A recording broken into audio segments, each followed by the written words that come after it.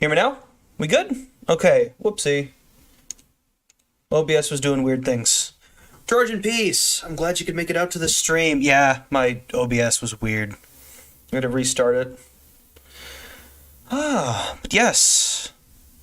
Oh, is my desktop audio?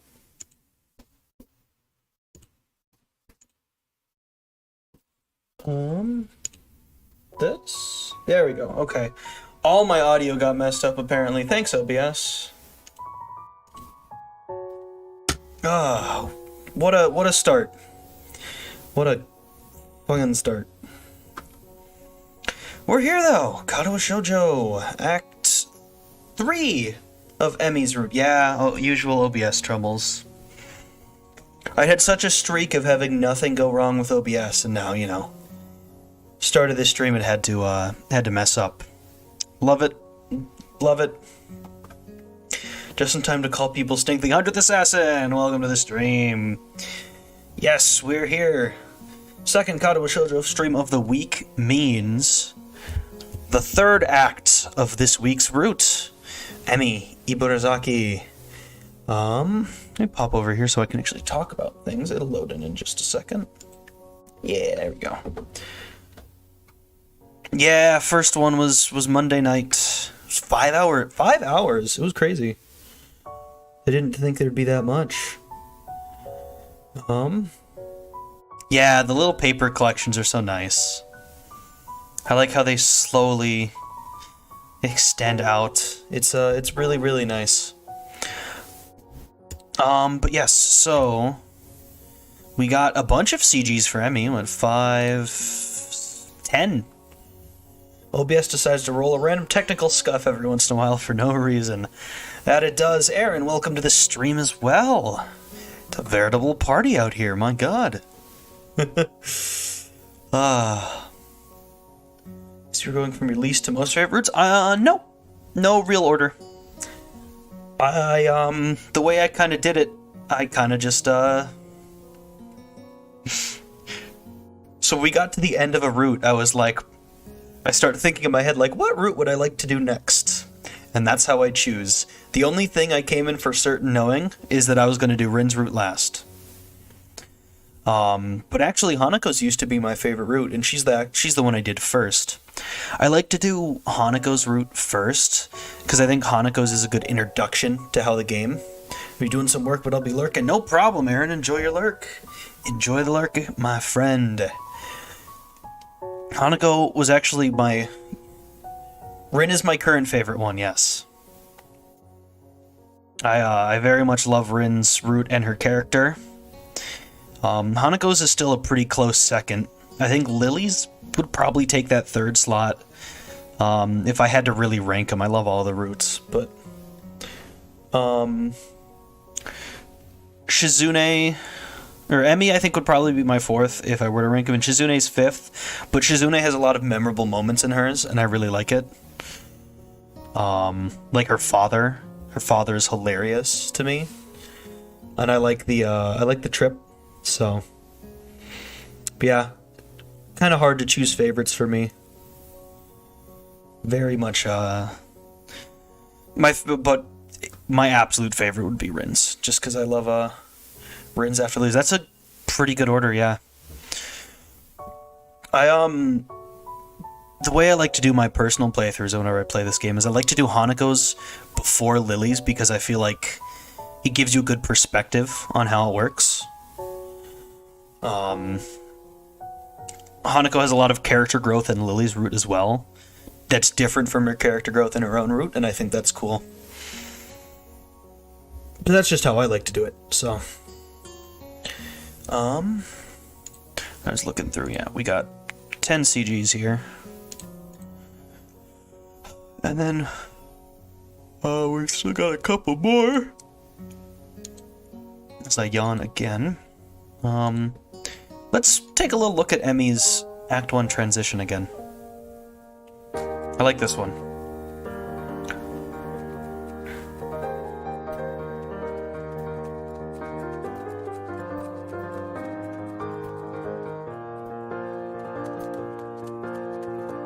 He said, don't hold your breath when you're running. It's a really nice one, yeah. It really showcases Emmy.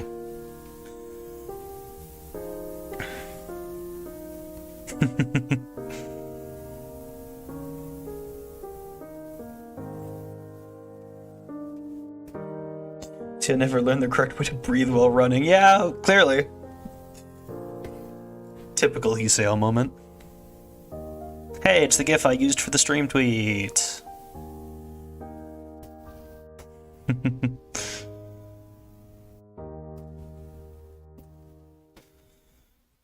Act 2 form, which is what we did yesterday. Act 3 is perspective. Take a look at our library. Oops. We got Aladdin. Et es Scienska. So we have Lemmy. She might as well be a perfectly real human being confined inside a visual novel with all their good things and imperfections. I feel like that really applies to all of them. They're all such wonderfully written characters that they really do feel real. I see people like at the end of people when they talk about Lily's route, they'll go like, "Well, why did Lily make this decision? It feels so weird." And like, it's a very human decision to make. Like, I don't know what to tell you. Yeah, so today we have 11 to 12 scenes and 4 to 5 decisions. As well as 2 NSFW scenes back to back. They're back to back, and we have where's Red at? Don't tell me Red's gonna miss the lemon flavored lube. It's a weird sentence to say.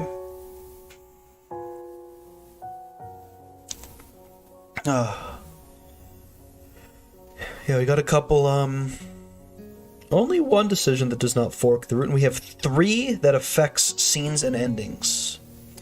I believe our one decision to make for 100% takes place in this, yep, instant replay, let's choose, yep. You get 2 choices, and one of them leads you to the bad ending, and the other leads you back to the good ending.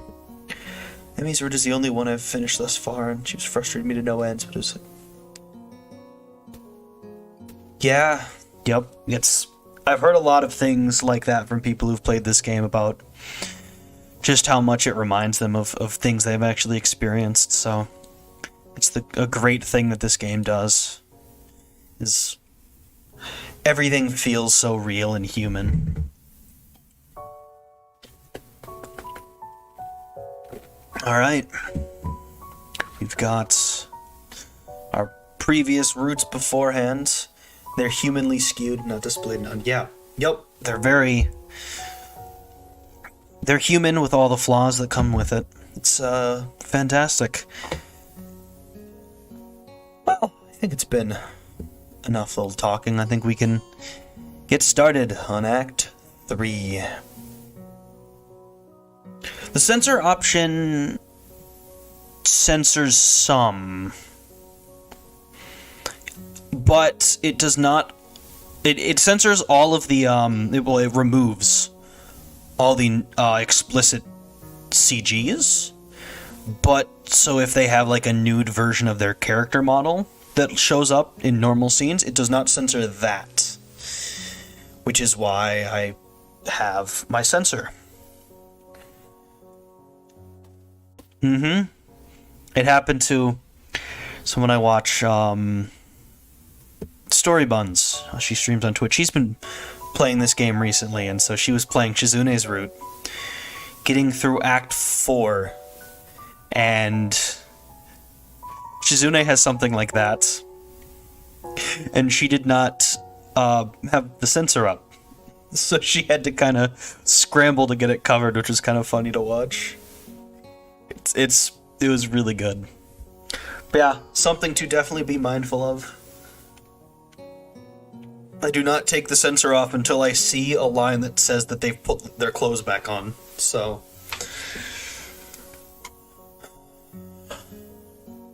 Alright. Et es Scienza. My head's in a spin all through Mutoi's class. Oh yeah, Act 2 ended with Emi kissing Hiseo and then confessing to, well, Emi confessing to Hiseo. Just as a quick wrap up on what we got to. This is because it's the exact next. It exactly ends and then picks up just like this. I'm going to have dinner with Emi, who wants to be my girlfriend, no less. A date.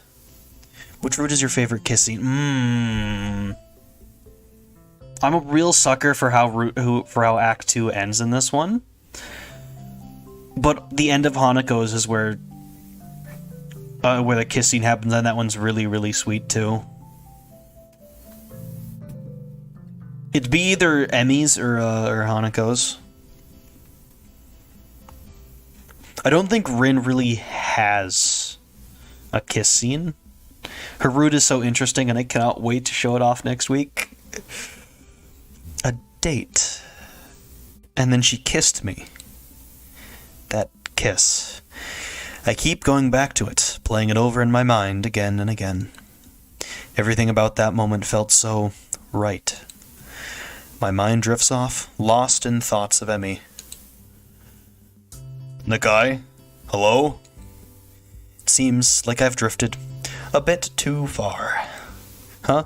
What? Gad, you've contracted some kind of amnesia. Someone get the nurse. The class chuckles at Mutoi's antics. Sorry, sir. Oh, come on, why am I yawning already? I slept for like 10 hours. Won't happen again and all that, right? Exactly. Mutoi brightens considerably.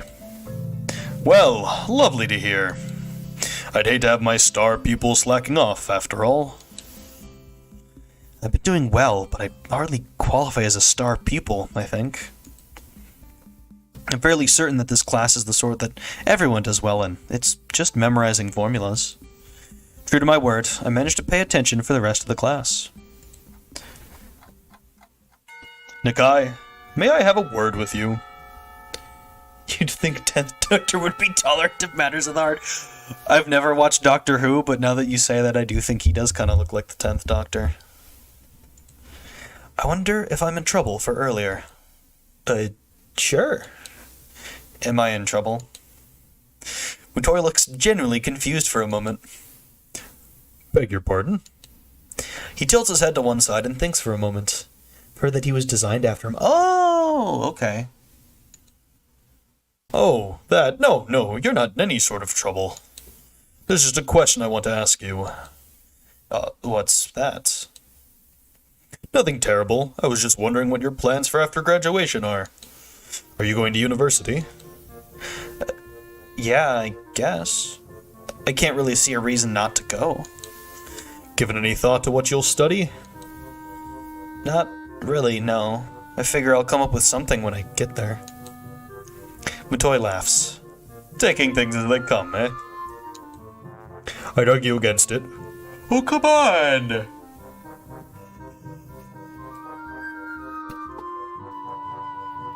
I'd argue against it, but that's how I did things when I went to university. I hit right-click. Well, not really. I knew I'd go into a science, I just wasn't sure which one.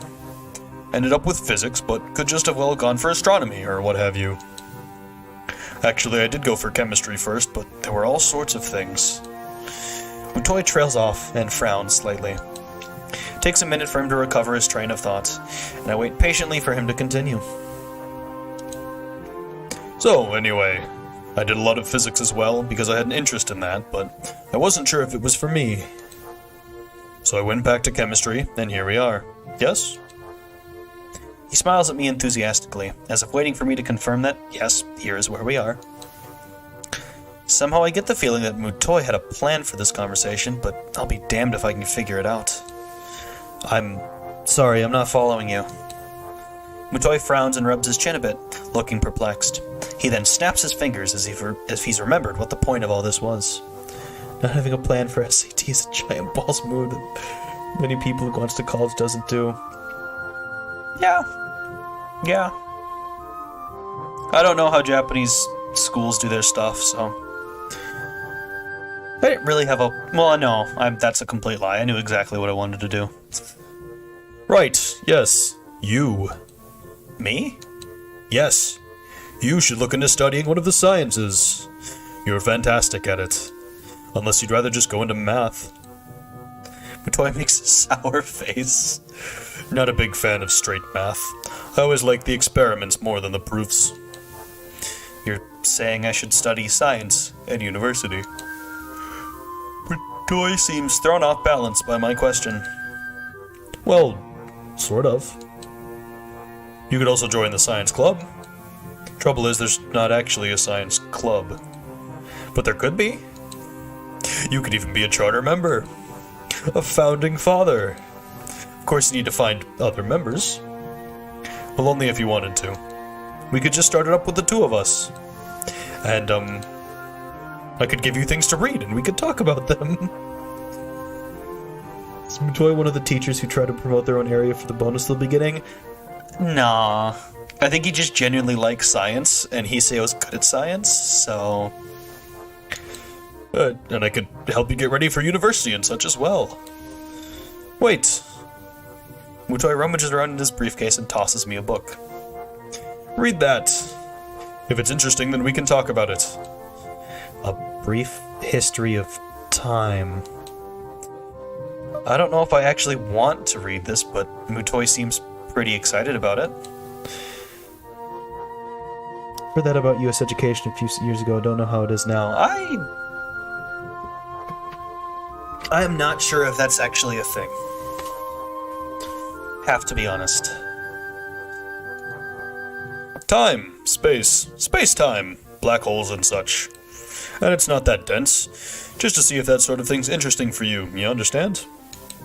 Hang around after class and we can either discuss it, or I can show you how to make explosives in the lab. He waves a hand at my quizzical expression.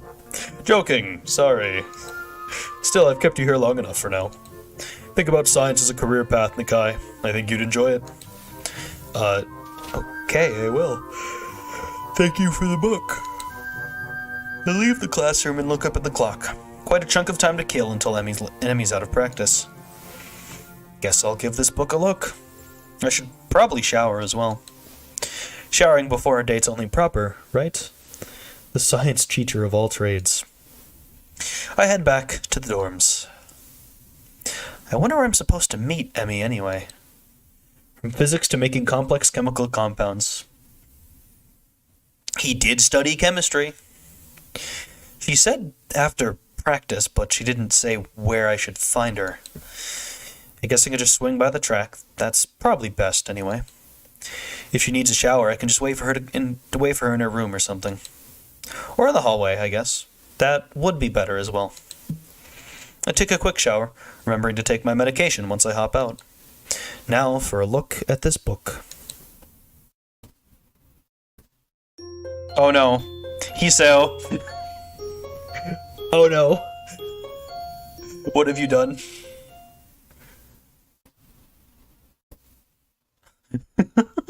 I wake with a start. Shit. What time is it? Glance at the clock reveals that I've been asleep for nearly an hour. Listen, I've done the exact thing. I will not judge because I've done that exact thing. I am also guilty. Thank goodness. Emmy's practice should be finishing up soon. I throw on some casual clothes and head for the track. Somehow I get the feeling we won't be doing anything fancy for dinner.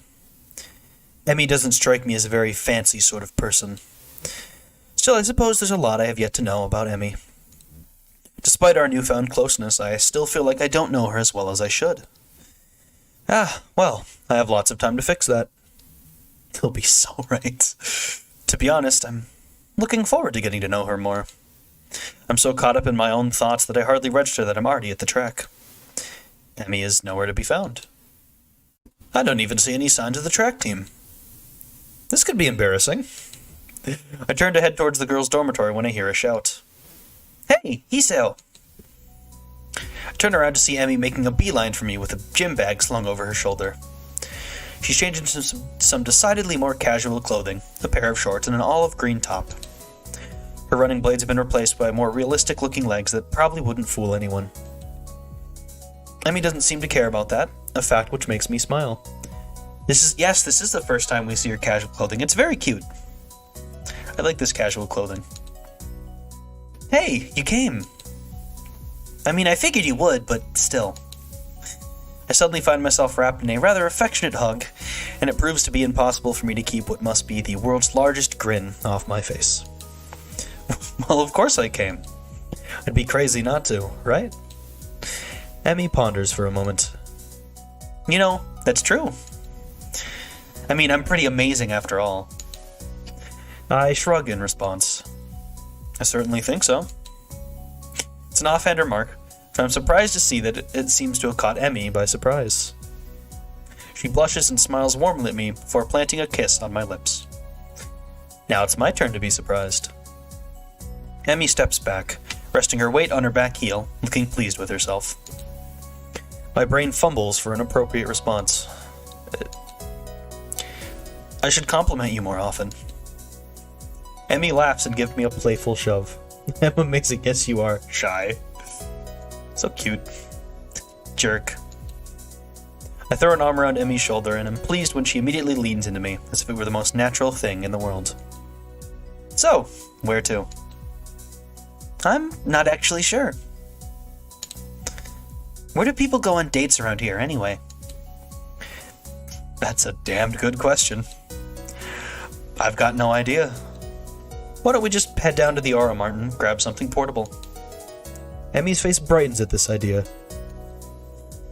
A picnic. I think you're onto something, Hiseo. Emmy snakes her arm around my waist and we begin to head for the front gate. I'm entirely unsure of what I'm meant to do in this situation, but at least Emmy seems to be equally clueless. Despite the relaxing feeling of being with Emmy, I still can't help feeling a little tense. What if I do something wrong? I'd hate to make an ass out of myself. The story makes me think the internet wasn't discovered in this... It was very... not undiscovered. It was 2012, so... it's not like it's, non-existent, it's just very new. There's no real Google Maps. The trip to the Aura Mart is accompanied by Emmy's chatter about how practice went. I keep quiet for the most part, merely enjoying the warmth of being around Emmy. We get a few odd looks from passers-by, but I don't mind. Yes, it is 2012. Now how I know this... because Misha has a Bush Cheney 2004 shirt. And they have flip phones. Is there more Jen in this universe? Oh no, I don't know. We wound up buying some bread and instant noodles, realizing too late that we cannot actually cook the latter in the park. Oh well, we'll make it for lunch or something. That'll work. The park is located after a brief loss of direction that I blame entirely on Emmy. She, of course, blames me.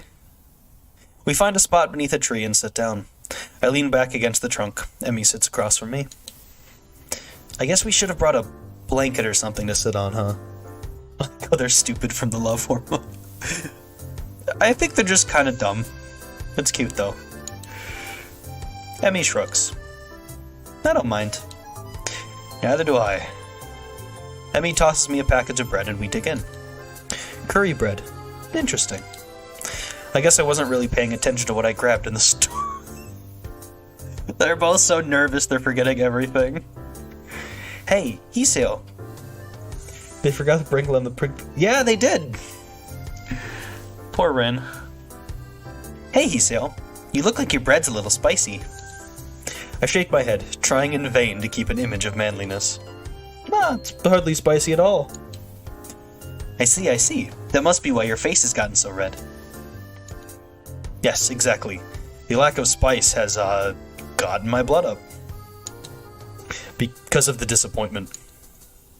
Emmy laughs and swallows the last of her bread. Well, if you can't handle it, I'll be glad to take it off your hands. Just because you wolfed down yours so quickly doesn't mean I'm just gonna give you mine. Emmy mock pouts, causing me to nearly choke on my bread with laughter. Aw, come on, Hiseo. Aren't you supposed to be concerned with making sure I've got enough to eat now? We're dating, you know. Though... Emmy looks troubled all of a sudden. I can't say I feel any different. What do you mean by that? What makes this a date? It's just what we would have done anyway, really. In her mind, they're already married. But this should feel different, because before when we had lunch, we were friends. And now we're a level above friends. You sound like Rin. Laughter escapes, and Emmy grins. Well, she might have put the thought into my mind. We've talked about that sort of thing before. Really? About me? Not really, just stuff, really. Rin thinks that the change of a label from friend to girlfriend seems arbitrary most of the time. Like there's no difference between the two. I can think of at least one, you know. You don't tend to kiss your friends quite as much. For the second time today, Emmy blushes slightly and giggles. I suppose you're right. Exactly, I'm always right about things like this. Emmy rolls her eyes and chuckles. Guess you're pretty smart, huh? I nod in agreement. Yup. Even Matoy thinks so. He thinks I should go into some scientific study after graduation. Emmy raises an eyebrow. Oh, really? He's in science club. Yeah, I'm thinking I actually might do just that. Really, the more I consider the idea, the more it appeals to me. I make a mental note to look into it a little more closely. So, what are you thinking of doing after graduation? Still planning on running? Emmy shrugs, seeming almost a bit hesitant. I don't know. If I'm good enough, I can find a team, I guess. You mean you aren't sure? I haven't really thought about it, to be honest. Really? You probably should, you know. Graduation isn't that far off. Emmy fidgets a little nervously. Yeah, well, it's far enough, right? Besides, I've got other things to think about. A mischievous flash behind Emmy's eyes, and I suddenly find myself gloriously pinned against the tree. Cabedon. Like making sure this is a real date, right? I mean, if we don't kiss, then it's not a date at all, right? I suppose... Strawberries and curry. Not the best combination, but I don't think I mind. Emmy sits back on my legs and grins again. There. Science would approve, right?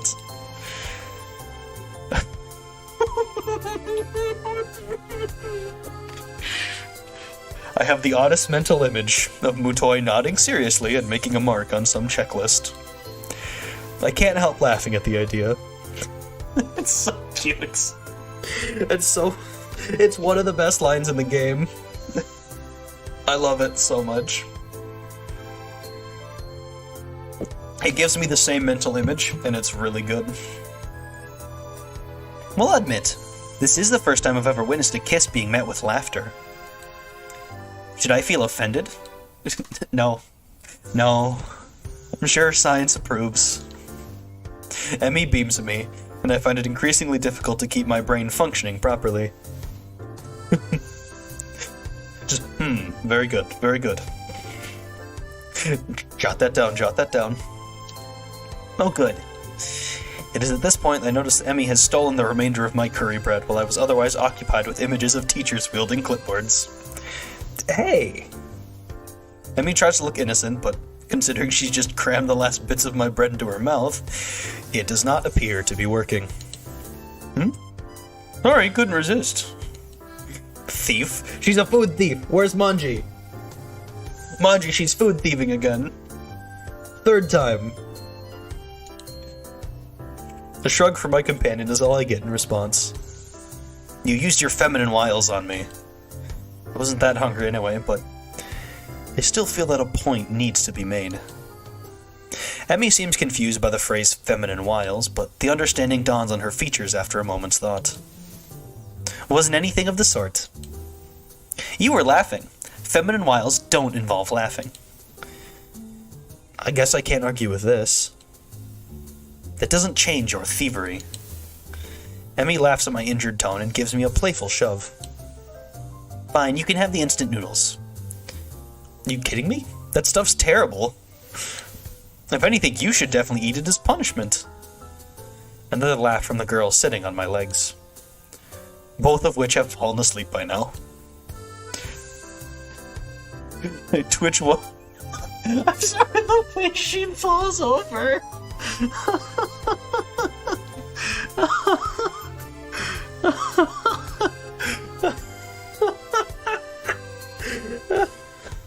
Fucking Christ. Just the bang.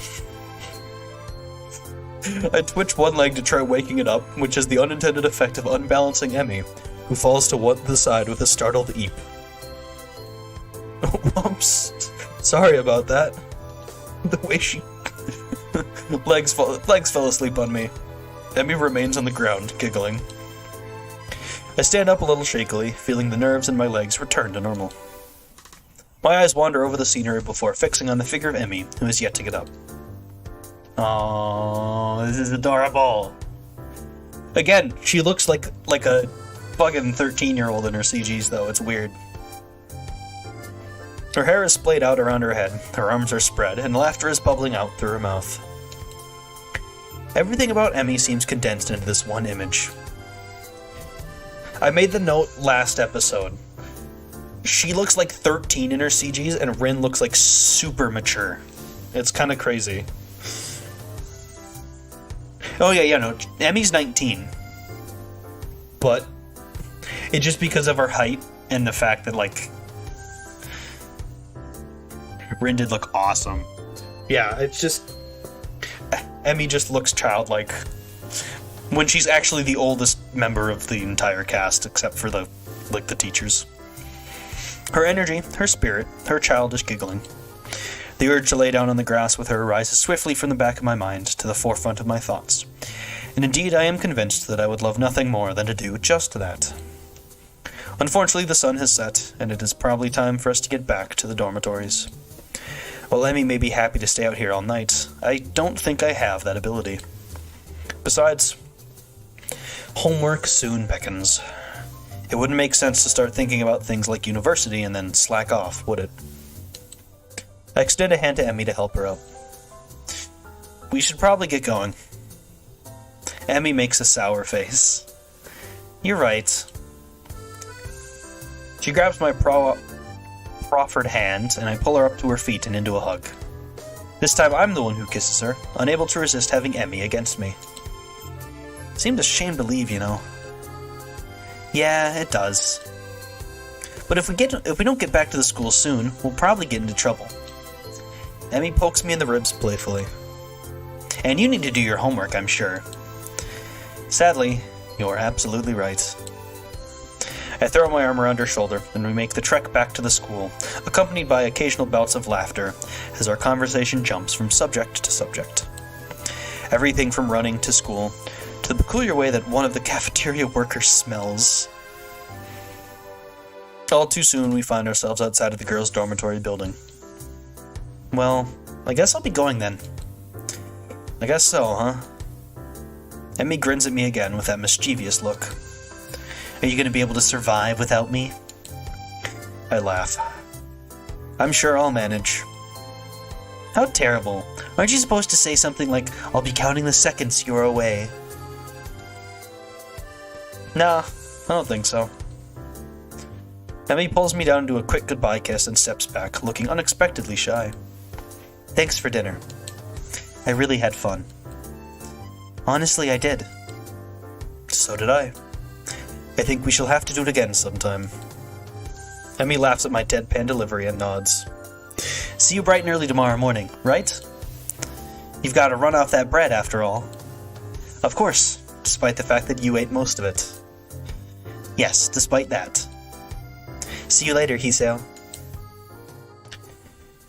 I'm so guilty that Hiseo still follows his studies, but she's like, all I have is Hiseo on the mind. Yeah. I've teased it. Not everything in this route is as it seemed, and we're going to find that out today, because this is a substantial route. As Emmy turns to head inside, I notice something weird. Something so weird that I'm surprised I didn't notice it earlier. She's limping slightly, favoring the left leg. Hey, Emmy. Is your leg okay?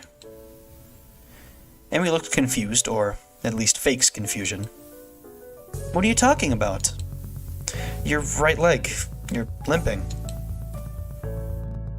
There's the briefest flash of concern on Emmy's face. Either she didn't want me to know, or she didn't think I'd notice, or, I prefer to think, she just didn't realize it. Oh, that. She shrugs casually. Must have gotten knocked a little out of alignment during the picnic. No idea what would have caused that, of course. I think back to being pinned under the tree. Ah. You should have told me. We could have stopped and fixed it, you know? Emmy waves a hand airily. No, it's not that big of a deal. Don't worry about it, okay, Hiseo? It's fine. Why do I get the feeling that she's convincing herself as well as me? This is one, I believe, I think this is one that doesn't actually matter. Yes. Does not fork the route or influence the ending.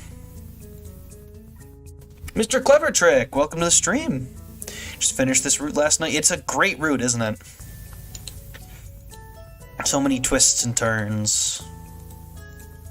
We will press Emmy on this route. Are you absolutely sure? You don't want to go ahead and adjust it before heading up the stairs? You could get hurt if you don't, right? I said it was fine, Hiseo. Seriously, don't worry about it. I've got some experience in these matters, after all. Yeah, I suppose so. Emmy grins reassuringly. Honestly, Hiseo, I appreciate the concern, but I really am okay. Now really, I need to get going. Your attempts to keep me around are doomed to fail. Of course. Just prolonging the goodbye, I suppose. Another grin lights up Emmy's face. Good night, Hiseo. Good night. As she limps inside, I find myself hoping she's okay, despite her assurances that she's fine. I think I can call this a successful first date. Hell, any day that ends with Emmy pinning me under a tree to kiss me can't be bad, can it? I head back to my room, mentally thank the gods that Kenji doesn't ambush me in the hallway, and get started on my homework.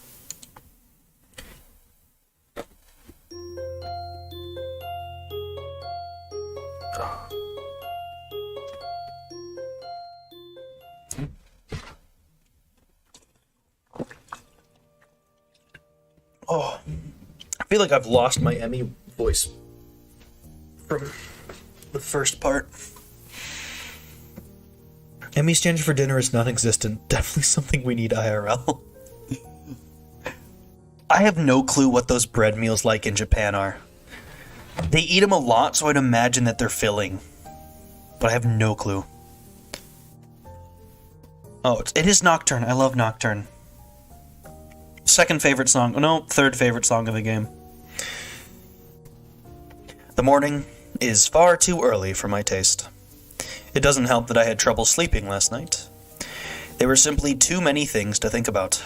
My mind refused to slow down. Instead, I replayed the rooftop, the park, and everything else over and over in my mind. There's a small part of my mind that is still paranoid that this has all been some kind of joke.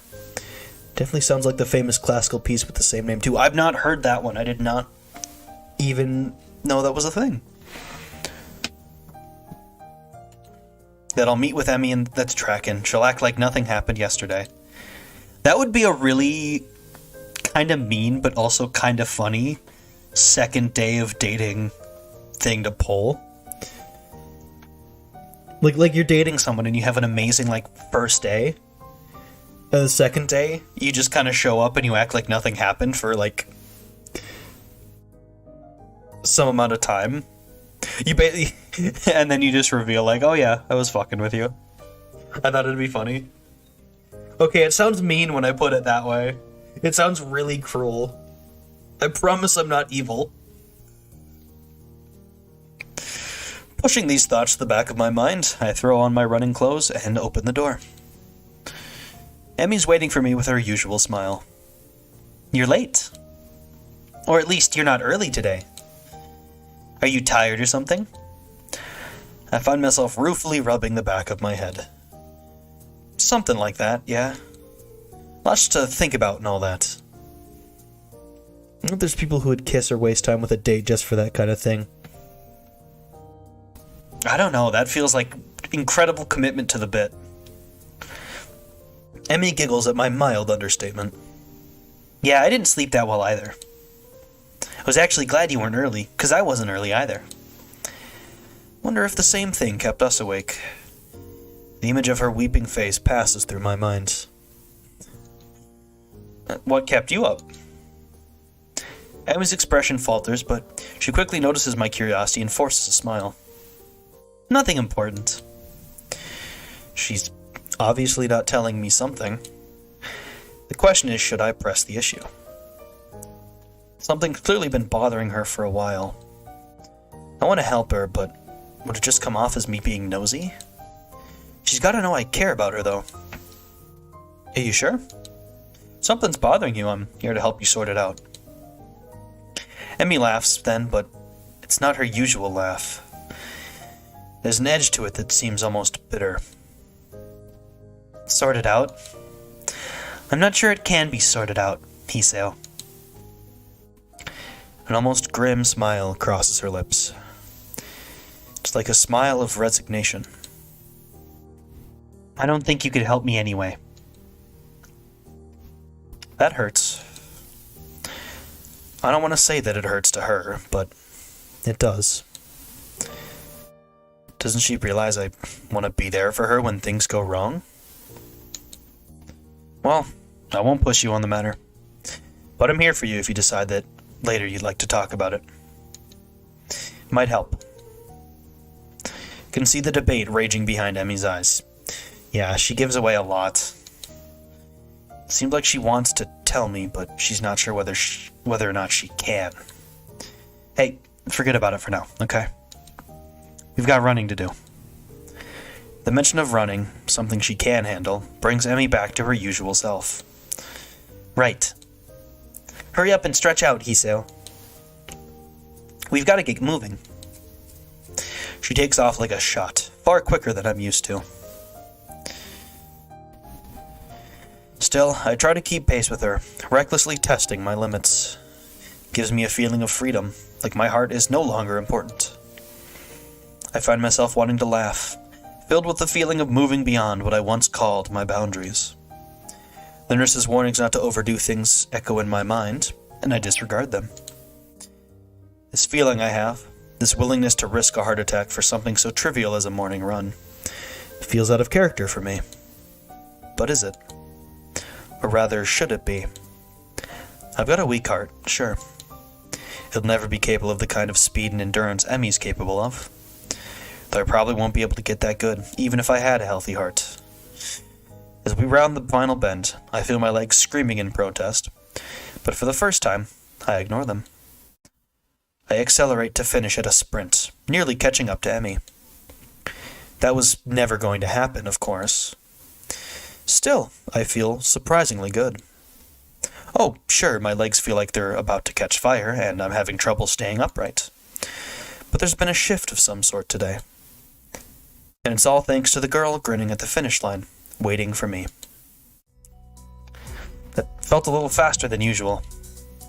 My comment is meant with a grin and a shrug. Can't have you think I was going to go soft on you now, can I? But he managed to handle it just fine. Well, I couldn't have done it without you. Still feeling the high from a run, and moved by a surge of gratitude, I seize Emmy in a hug. Thanks. Really, I'm not just saying that. I'm in your debt. Can't get over the fact that her theme is basically a modified version of Chariots of Fire. Oh, that's an amazing way to put it. Emmy seems flustered by my words, squirming uncomfortably. Don't be silly, Hiseo. Someone had to haul you out here, didn't they? And it's not like you're doing anything for me, right? I needed a running partner, remember? I shake my head, still pointedly not letting go of Emmy, who won't stop squirming and merely looks up at me with a quickly deepening blush that almost seems out of character. No, that's not true. You wanted a running partner, but you didn't need one. If I hadn't showed up the day after the festival, you'd still run, right? But it doesn't work the other way around. I only managed to make it out a few times before the festival, and without you I probably wouldn't have made it out at all after that. Emmy smiles at me and prods my chest with one finger. You are pretty lazy, Hiseo. Hey, I was giving you a compliment. Well, you're welcome, I guess. I'll pay you back somehow. Shy prod. Oh, well, that's not necessary, you know. I mean, I kinda like you, Hiseo. And being able to run with you in the mornings isn't exactly a bad deal for me either, so... For someone who gets so much praise, she seems unused to gratitude. I can't think of anything else to say, so we fall silent. I become aware of Emmy's breathing, of the dampness of her clothing, and of the scent of her. Coming off anyone else, it would stink. Coming off Emmy, it fits her in a way nothing else could. He has a smell fetish. The root gave him a smell fetish. Hiseo, hell are we gonna do with you? Her skin is cool, slick with sweat, and a breeze causes goosebumps to rise. Almost without thinking about it, I lean down and meet Emmy's mouth, which has already moved to meet my own. Those pheromone dating events.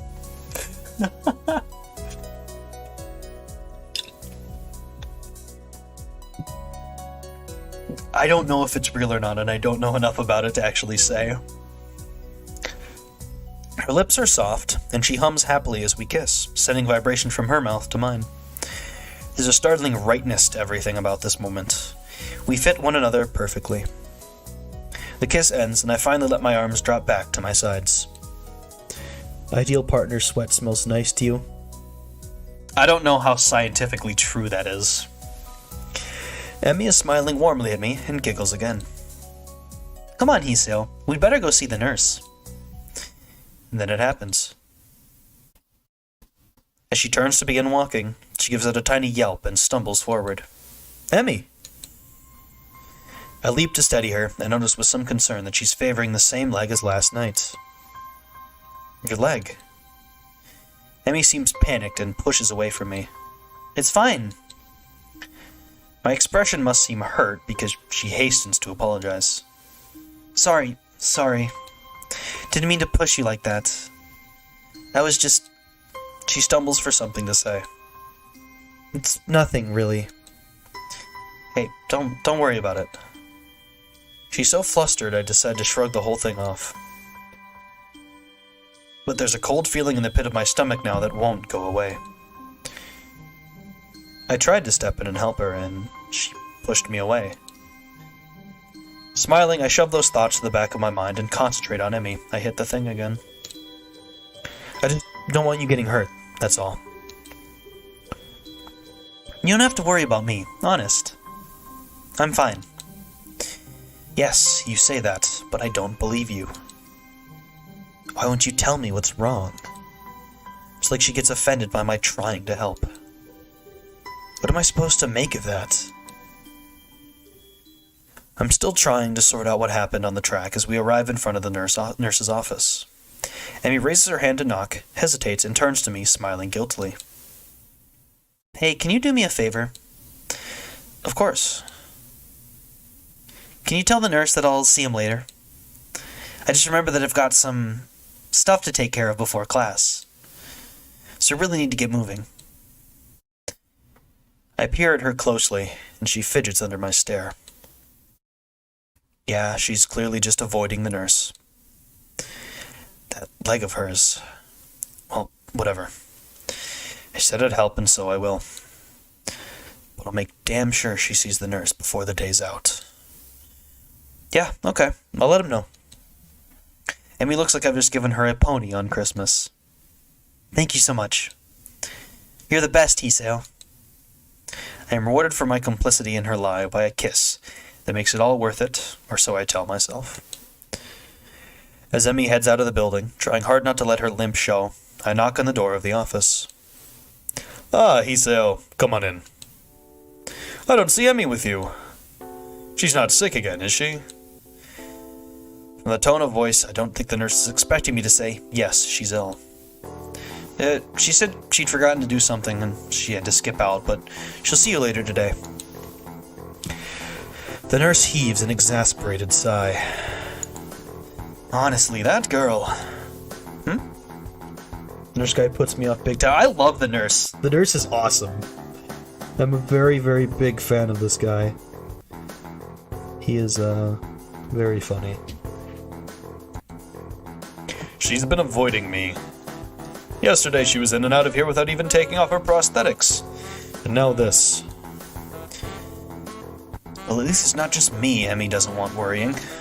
That's a comfort, I guess. Still, I feel like I should say something about her leg. I said I'd lie for her, but she really needs to see him. He is kind of, but he's very unnurse-like. I suppose. He's kind of unnurse-like, but it's fair enough. It's fine. Now that you mention it, she was limping pretty badly. And last night as well. The nurse's eyes narrow at the words last night. And what exactly were you two doing last night? We were out on a date. The nurse raises his eyebrows as if surprised. Really? Interesting. Huh? Oh, nothing. His gaze turns thoughtful, and then he grins at me. You don't think you could use some of that boyfriend charm to come see me today, could you? Of course. I was planning on doing that anyway. I think she's really hurt and just pretending she isn't. Yes, she does that. Afraid I'll make her stop running. Will you? I don't like to, but if it's bad enough that she's been limping, well... I guess I'll have to see what's wrong for myself before I make that call. I see. The first red flag was we could casually... undisclose Hisheo's condition in front of random places favorites for other people. I think my whole theory on that is that he kind of knows that Rin would have either figured it out or doesn't care. And so he didn't really think about Rin. But like for stuff like Emmy, I feel like he wouldn't give it away because he knows that she wouldn't tell. He did kind of give some of it away, but like I think he kind of figured that Rin would already know or wouldn't care. Oh my god. Oh my god. I don't like it. Emmy, not allowed to run? Perish the thought. I don't know if she'd be able to function without running. No wonder she's reluctant to admit anything's wrong. Well, I'll make sure she sees you.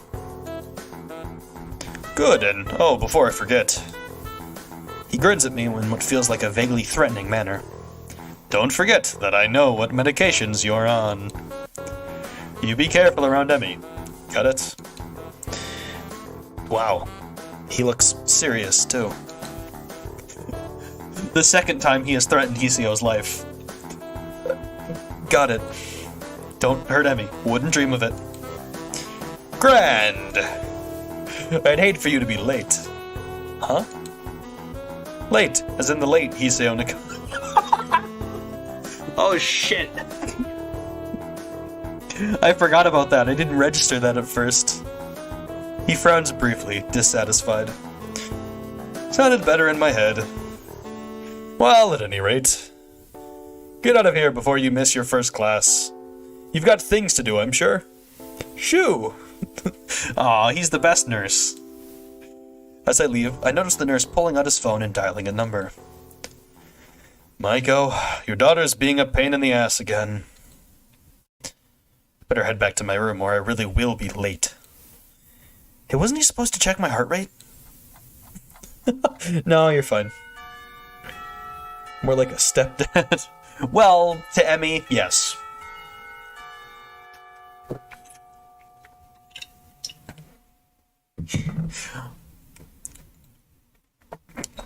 I'm gonna say he didn't do that because he knows that Hoshiuta is getting better. The lunch bell sounds, and I bring myself out of the stupor I slipped into during the morning classes. My lack of sleep last night, coupled with the increased pace of this morning's run, has left me a little exhausted. Despite that, I find myself skipping stairs up to the roof. There's a thrill of excitement now, in addition to the pleasure one gets from eating lunch with one's friends. True, both Emmy and Rin are still my friends, but Emmy has become more than that now. Rin is back in her usual spot on the roof, almost as if she'd never been absent. Yeah! This scene is fucking amazing too. Some perfect Rin. Also, she looks like she's flat. She looks like a sticker. Feeling better, I take it? A raised eyebrow is my reward for speaking. Better than what? Better than you felt yesterday. Rin gives my question some serious thought. I'm not sure. I think I might have felt rather good for some of yesterday, but it's all fuzzy. Too much cold medicine? They took her model and just rotated it. It works. Yeah, fair enough. Well, I was asleep, and that usually is pretty good. But I can't remember what it feels like to be asleep, because I'm not conscious for it. It's a real problem. Then again, if I knew how good it felt, I might not sleep anymore. But this way I keep trying, so I guess that's how I can keep from being overtired. An eternal mystery to keep you sleeping at night. Maybe mystery is the wrong word for it. Intangibility might be the proper way to describe it. I see. No, I don't see it all.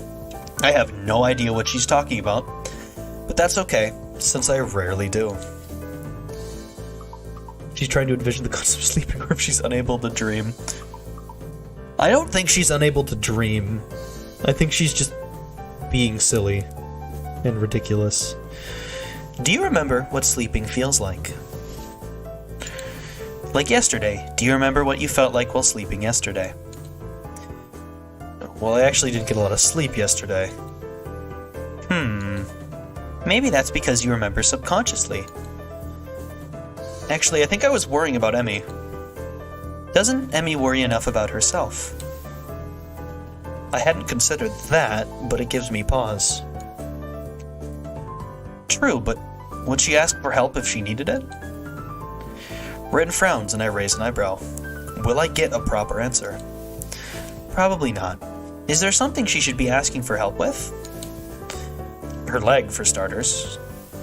This seems to catch Rin's interest. Leg. It's hurt, but she won't see the nurse about it. Rin shakes her head in disapproval. You have to make her. Like she makes me go to class, for her own good. Otherwise she could lose her legs again, and that's just too weird. Losing things twice. Especially if you don't find them again to begin with. Unless prosthetics are the same as finding something. But that's a different kind of lost, isn't it? I think so. Yeah, Rin is beautiful. Rin is very, very beautifully nice. Oh, 1 second, I got a text I gotta respond to.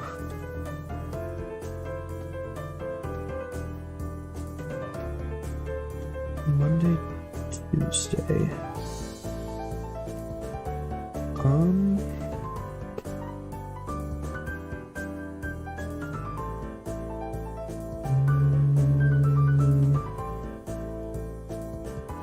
You get to listen to parody while I think about this.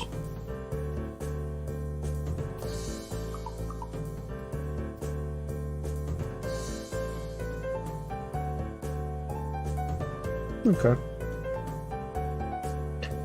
Alright. That, I think so. I wonder. Wonder what? Emmy seems to have snuck up on Rin and me, though Rin doesn't seem especially surprised. which is itself unsurprising, I suppose.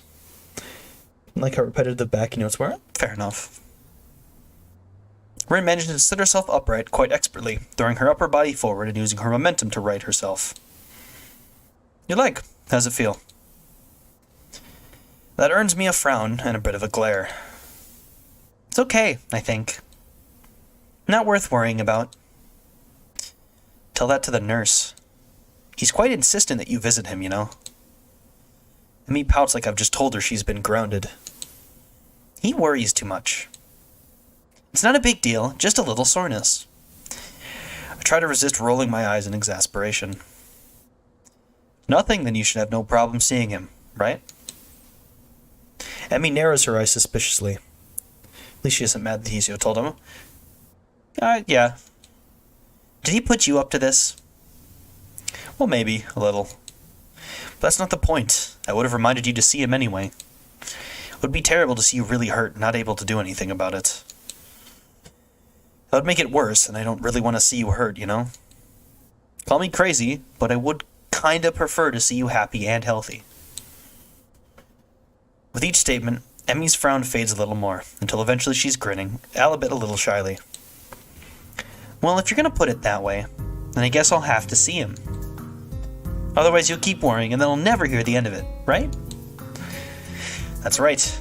I'll keep bugging you about it, and that might put a damper on our dates. How's the food, Hoshiuta? Talk to the nurse, Emi.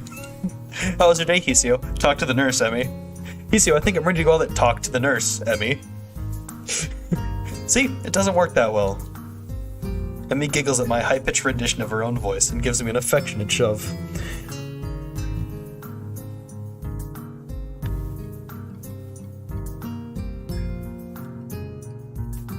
Sorry, still texts. My voice isn't that high, you jerk. I thought it was pretty accurate. Emi and I stare at Rin for a while before I burst into laughter. Childlike aversion doesn't want to ground from running, but the longer she puts it off, the longer she will be grounded. She's such a dork. She's the oldest character in the main cast, and she's still this childish. Emi crosses her arms and huffs, mock offended. You're both jerks. Such vile calumnies from you, young woman. I'm stunned that you would call me, of all people, a jerk. Honestly, I don't know what to think. Emi sticks her tongue out at me. You ass. So Rin, how's the art club these days? Heck uses calumny. Hoshiuta when he's being exaggerated.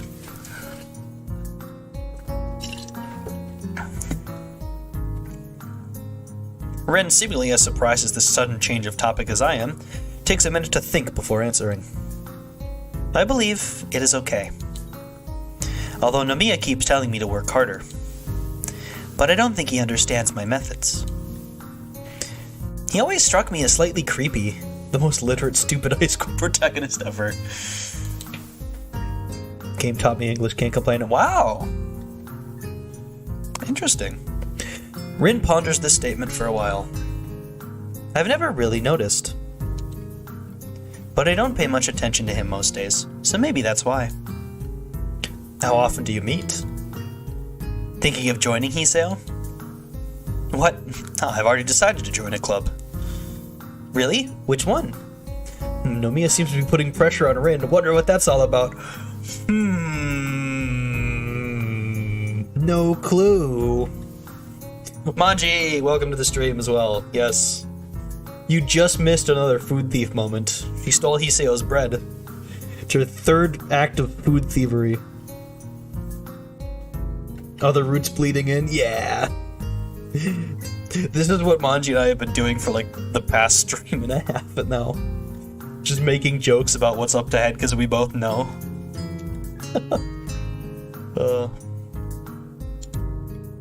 Well, it's not really much of a club, to be honest. Can't believe she keeps getting away with it. It's messed up. Gotta put an end to her reign of tyranny.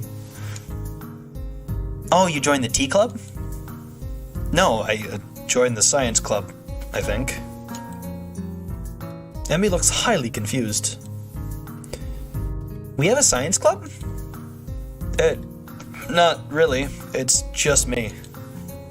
Iseo, that's not a club. That's sitting in your room reading books. No, I mean it's just me and Mutoi. I'm just the only student so far. Mutoi? Really?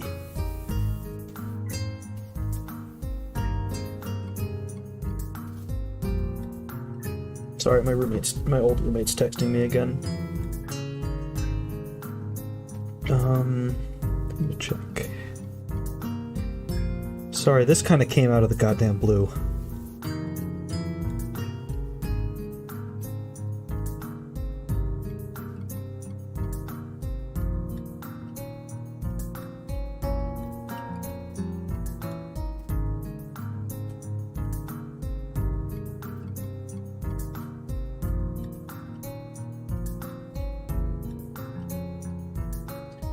The unofficial member of the Tea Club. Well, no, that's only in Hanako and Lily's Roots that he's unofficial member of the Tea Club. Unofficial member of the track team, and then an unofficial member of the unofficial science club. A thought strikes her. Oh, is that what you two were talking about yesterday? Your meeting with Mutoi? Yeah, that was our first meeting, I guess. Emmy giggles. Nerd. Hey, I can't help being clever. You know, I could have used your help years ago. You should have had your heart attack earlier in life, Hiseo. I laugh, and then realize this is probably one of the very rare times I've laughed about my heart attack. Hindsight. Yeah. The ringing of the bell ends our conversation. Guess we better go. Yeah, I guess so. Come on, Rin, you too. Could have made an unofficial member of the student council. I think that happened a little bit. Rin has apparently begun to doze off, so Emmy gives her a sharp bump. I almost had it. Sorry, but you need to go to class. I disagree, but if maybe if I nap in class, I'll get it this time. Changing location is sometimes helpful for something like that. Or for that kind of thing. Neither Emmy or I bother asking what it is. It's clearly the feeling of sleeping. She's trying to figure that out. Come on. You talked about it earlier. As we arrive at my classroom, Emmy gives me a quick kiss and heads down the hall with Rin in tow. I turn to enter the classroom, only to be met by the duo of Shizune and Misha. Did we never learn other about this stuff in class? Who's to say? Misha seems to be fighting a losing battle from keep from breaking into a fit of giggles while she translates Shizune's latest rant.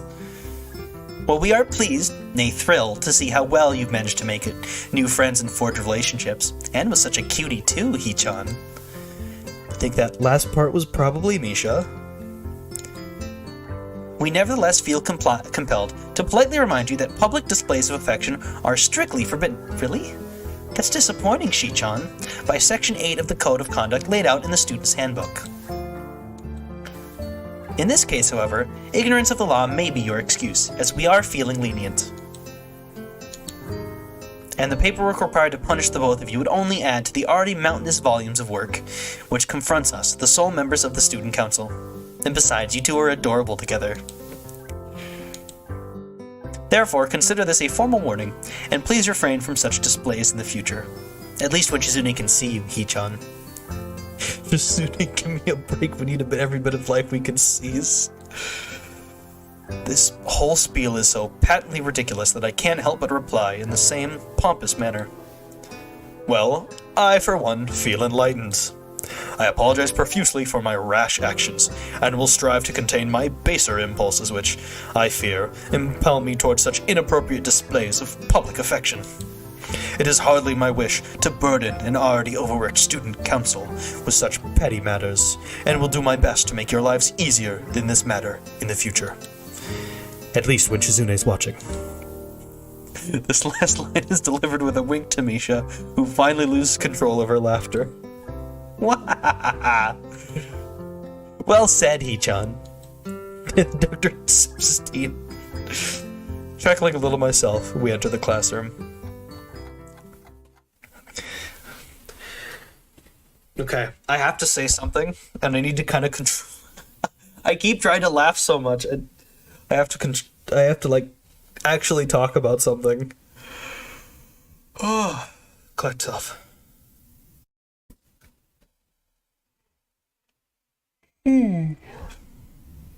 So, the more this route, at least the start of this act, feels like a general rom-com. And as a fan of very psychological horror, comparing this to other routes, I like the feeling it gives off, because it's that feeling of everything is just too perfect. Everything is too nice. Well, there's these little background hints that something is wrong, but we don't know what it is yet, and we just keep inching closer to it, while everything else is very happy. Seinfeld bassline.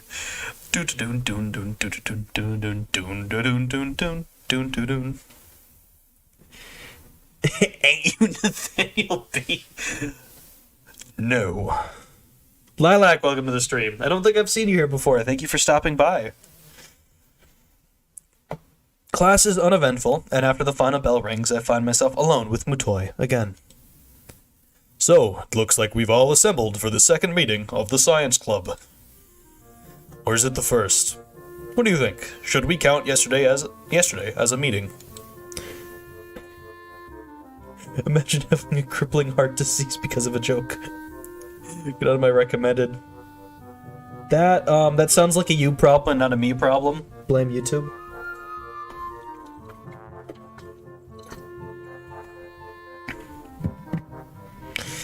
Well, we did form the club yesterday, didn't we? That's the way I'd like to go, seriously. Well, I don't know if I can agree. I feel like it would hurt. It seems like a club business, so we can safely call yesterday a meeting. Mutoi smiles in his usual stilted and awkward way. I wonder if the muscles in his face just are not shaped correctly to let him smile naturally. You really do have a knack for this thing, I think. Logical thought processes, that is. I guess so? And she starts breakdancing. That sounds like someone I know. At least someone's grandma that they've talked about, but... I guess so. Heart attack is the least painful way of comment. Is it? Huh. Interesting. I did not think of that. I think it would be painful and terrifying, and then you die. That's also kind of life, so... Fair enough. A scientist speaks with authority, Hiseo. The answer is yes. The answer here is yes, I do. When the world wants to know how it works, we tell it. Even if all we've got is a decent hypothesis. My way of dying. I don't think anybody wants a way of dying. But we must sound certain anyway, because we're the authorities on the subject, right? He chuckles to go along with his awkward smile at his awkward joke. I'm doing my best not to grimace, but I don't think I'm being too successful. Shoot to Big Benji and tell him to rebirth me. That's entirely false, of course. We know a lot, sure, but nobody's an expert on how the world works. If only because nobody can be sure. With no certainty, there are no experts. But we like to pretend, sometimes. There's some things we can be certain of, right? Yes, but no. We know gravity's there, for example. Carried away by the creatures that live in between. Yeah, I'd say it, yeah. To illustrate, Mutoi picks up a pencil and drops it. See, still there, but it's good to check every once in a while. Place medieval church in this club session. That's why you'll still see researchers mucking about with gravity. We're pretty sure we know how it works, but there's always a chance that something isn't how we think it is. So you check, and check, and check. That's science in a nutshell, Hiseo. The whole time I've listened, feeling rather spellbound, Mutoi seems to be really passionate about this stuff, I think. It's hard to tell sometimes. How the world works. How humans work. How the universe works. Thinks he's Bill Nye. He's the 10th Doctor. Lily's path is the only path where Hoshiuta pursues... No, he doesn't pursue English. Lily becomes the English teacher in Lily's path. Hoshiuta becomes a science teacher. Why are you talking about science? Because he's the science teacher. All these questions to be answered. And depending on what I go into, maybe I could even figure out a way to fix my heart. That said, I don't think that's a real priority for me. What happened to the 9th? I don't watch Doctor Who. No clue. Besides, as we start discussing the book he gave me yesterday, I find myself more and more interested in that than my heart condition. Before I even realize it, an hour's gone by. Well, let's call this meeting over for now, okay? We'll have another meeting tomorrow, or the day after. He considers this for a moment. The 11th Doctor, I can solo this dude. Call it the day after. I've got a lot of grading to do. Okay. See you then. Button in a chicken wing. As I exit the classroom, I realize that I don't really have anything to do tonight. I mean, I didn't make plans, so... I guess I'll go to the library. It beats doing homework in my room, anyway. The library always seems cooler than the rest of the building. Probably to keep the books from getting damaged by excess heat and humidity. Books are sturdy objects, but if you want to keep them in good condition, it takes a little effort. I've got several books that are so well worn the pages are barely clinging to the spine. It seems impossible for them to still be usable, but if you handle them with care... I make my way to the main desk, where I spot Yuko busying herself with something or another. She smiles at me as I enter and waves. Hello, Hoshiuta. Good to see you again. What are you looking for this time? It's the magic one. I'm pretty sure I passed the hell... I can't even think of the episode of Doctor Who I've seen. Nothing in particular, I guess. I just didn't really feel like going back to my room is all. Yuko nods. Well, if you're unoccupied, maybe you could help me look for something. Sure. What do you need? Yuko brings a finger to her lips and looks around furtively. She seems to be looking for eavesdroppers. Who's this chick Smash? Unfortunately, she doesn't have a root. There's no smashing the librarian. Come closer. Take a few hesitant steps forward while feeling distinctly unnerved. Yuko lowers her voice to a confidential whisper. I'm on the trail of the Yamaku cat burglar. The what? Shh, the walls have ears, Hoshiuta. Or they might. But listen, those missing books, remember them? It's gonna stop me from imagining. Let the imagination run wild, my friend. But listen, those missing books, remember them? Yeah. Well, they weren't missing. They were stolen. I'm convinced of it. I remember you saying something of the sort earlier, but how do you know? Yuko leans in closer and, if possible, whispers even lower. Because I found one of his hiding places. You did what? Yuko looks triumphant. Found one of his stashes. It was under one of the stairwells in the boys' dorm. 3 books I'd been looking for. All there. It's her, the greased piggy lady. Oh no, don't be mean to Yuko. I'd suspected a thief before, but this proves it. So did you take back the books? Yuko looks as if I just suggested that she walk around naked. Are you nuts? He can't know I'm onto him. He might go to ground and evade capture. Uh-huh. So what do you need my help with, then? Yuko casts another glance around the library and leans in closer. You've got to spy for me. Spy? Yeah, like when you're in the dorms, you know? Keep an eye out for suspicious activity. What constitutes suspicious, anyway? I mean, Kenji's a pretty suspicious dude, but I'd wager he barely goes to class much, much less sneaks into the library to pilfer books. Kenji's most elusive opponent made herself apparent. Still, what's the harm in saying yes? At the least, it'll get me out of this weird conversation. Yeah, I can do that. No problem. The opponent like her could think in the same terms as him.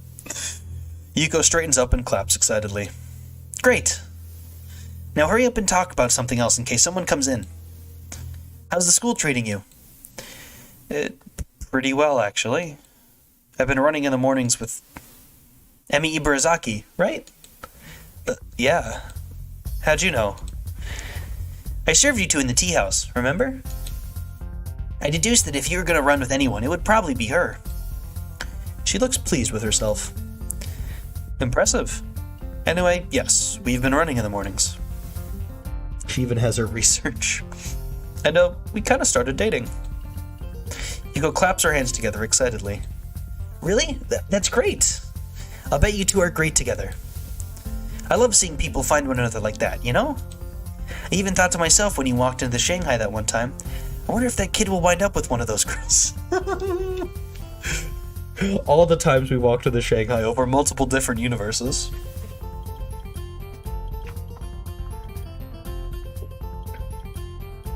Friends guys trying how fast the rumors go around in this school too. Listen, when you're on a hill in rural Japan, I guess rumors do go around fast because there's nothing else to do. Really. Yuko doesn't seem to notice my somewhat weirded out tone and nods affirmatively. Yep, I could tell that you would wind up with one of them, you know? I've got an eye for that sort of thing. A hill in rural Japan. Of course. Expression droops slightly. I'm not so good at it myself. No, I'm sure that's not true. Oh, it's true. I met this guy once. We got along really great, but it turned out he was younger than me. And that was kind of weird, but not terribly so. What was really weird was that he disappeared one day and I've not seen him since then. Oh no. Yeah, Yamaku is just south of Hokkaido. So where's the book with it when you read it? She smashes you. Yuko's root could be a reality. Maybe. He just vanishes. She has a vanishing boyfriend. That does seem kind of odd. Doesn't it? I hope it wasn't something I did. I feel compelled to reassure her. I'm sure it wasn't. I intend to try and calm her down further, but the both of us jump in surprise at the ringing suddenly coming from my pocket. Yuko sighs to steady herself as I pull the phone from my pocket. I feel a little sheepish for indirectly causing the incident. Emmy? What's up? Oh, thank God. I haven't called your phone before, so I didn't know if this number would work or whether you'd pick up, and I can't... Whoa there, Emmy. Slow down. What's wrong? There's a pause on the other side of the line, during which I can hear Emmy trying to control her breathing in order to calm down. Something's got her terribly agitated, and it's starting to agitate me. Can you stop by? Like now, or shortly after now? Oh no. Nightpocket's mad if you spam emotes, I'm sorry about that. I really, really need to talk to you. There's a tone of pleading in the last sentence that I don't think I've ever heard from her. That? Oh, it did delete everything. Whoops. Of course, I'll be right there. Hold steady, okay? In my increasingly agitated state, I've apparently started saying things that don't quite make sense. Okay, I'll be okay. See you soon. I press the button to end the call before slipping the phone back into my pocket. Apologies to Yuko for running off and run off. Perhaps at some point I would have stopped to think about the time, or how suspicious it looks for a guy to enter the girl's dorm at this hour. Except right now I'm just concerned with getting to Emmy and finding out what's wrong and how I can help her. Hey, it's time to censor things almost. I knock on the door and am greeted with a subdued "come in." Something is very wrong as I stare at the scene before me. It's the elf. It doesn't surprise me that they're allowed in. Emmy's there, yes, but she's in a wheelchair. And her legs are missing. I glance around the room and see them sitting in a corner, looking like they've been thrown there. Emmy responds to my entrance with a lopsided grin that is both pleased to see me and completely, utterly heartbroken. Oh, good lord. Hi, Hiseo. Looks like she's been crying, but if she was, she's stopped now. Notice that I'm a little out of breath, having taken the stairs 2 at a time in order to get here. Gotta allow the protagonist in the girl storm in a romance game, it's the law. Exactly. My heart doesn't seem to mind the strain, though. I file this happy fact away for later consideration. Like when I am not staring somewhat dumbstruck at my girlfriend in a wheelchair. Realizing I've still not responded to her greeting, my brain lurches into gear. Emmy? What happened? Guess I should have listened to you, Hiseo. My leg's got a nasty infection. I'm not allowed to run on it for at least a couple of weeks. She gives a bitter laugh that shouldn't be coming from her. Yeah, I can't even walk on it. I could have used a crutch and kept one of my legs, but I didn't see the point. Why hop? You can't run on one leg. Can you smash buttons? At least this way I can still, I don't know, roll fast or something? Yeah, that's good, right? My awkward attempt to look on the bright side seems appreciated, but not really effective. Emmy shrugs again. This is the path where you get to smash Emmy. I have to censor this scene in probably like 5 minutes. It's just kind of a nuisance. I mean, we can't even eat up on the roof now. No wheelchair access. Yeah, but that's not a big deal, right? I mean, we can still eat together, and that's the important thing. That lopsided grin again. It hurts to look at. I suppose so, yeah. But like I said, it's a nuisance. I mean, I haven't really used a wheelchair in... She thinks for a minute.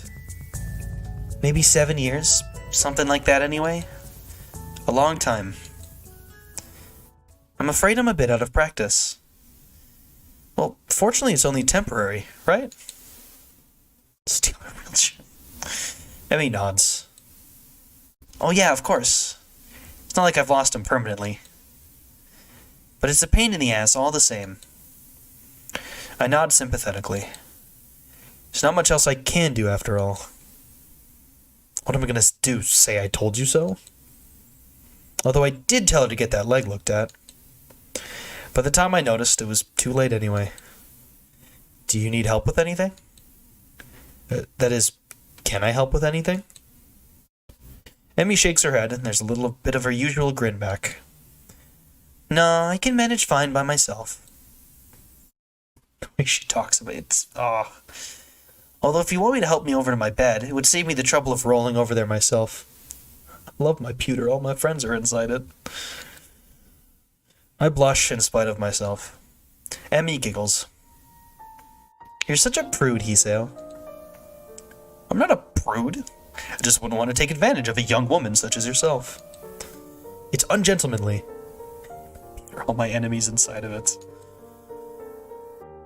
I wheel Emmy's chair to her bed and easily scoop her up and deposit her there. She quickly sorts herself out and sits on the side. She's actually a little heavier than she looks. It would be rude of me to observe this aloud, of course. Man, you're kind of heavy. Smack. Emmy hits me with a pillow. Ass. Just saying is all. Must be all that running. The mention of running, Emmy's grin falters slightly. Does it make me think of it that way? Yeah, well... Intense pillow rematch, yes! That's what I have to censor. The pillow rematch gets way too intense. They have to... They put it on pay-per-view, so companies get mad if I show it, you know?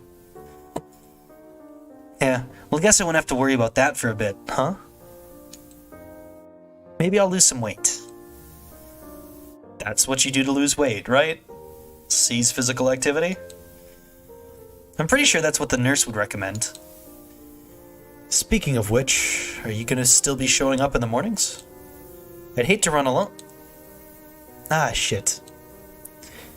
Emmy's sudden interjection, more a disquieted muttering than anything too profane, caused me to look over in shock. Pillow violence can coming avert your eyes, children. She's leaning forward, trying to cover the fact that she's crying by covering her eyes with a hand. Of course, the subdued sobbing makes it pretty obvious that she's crying. Hey, I'm sorry. Forget I said anything, okay? I place a hand gingerly around her and pull her close. I can think of nothing else to say or do. How do you comfort someone who's just lost their legs again? Emmy wraps me in a hug and stays that way for a while. Sorry. I'm pretty bad at this whole comforting thing, I guess. Don't say that. I'm fine, really. Her voice is slightly muffled by my chest. I pat her head reassuringly. That's the spirit, right? You'll get through this fine. I know it. Besides, I'm here to help you, remember? Emmy lifts her head and stares at me with her tear-stained eyes. Can you? Can you really? She's grinning lopsidedly and something sparkles in her gaze. I can't tell if I'm being mocked or not. Of course, I mean, sure, you're a bit heavy, but... My witty comment is cut off by the sudden press of Emmy's lips on mine. I'm caught off guard, and am rewarded by hitting my head on the wall behind her bed. Ow. Ow. Emmy pulls back, trying to look concerned rather than like she's about to laugh. Are you okay? Sorry. I rub my head ruefully and grin back at her. Caught me off guard there. In the moment. Is that going to become a habit? We're going to be lectured by Shizune and Misha more? At the mention of the duo, Emmy giggles. Honestly, those two.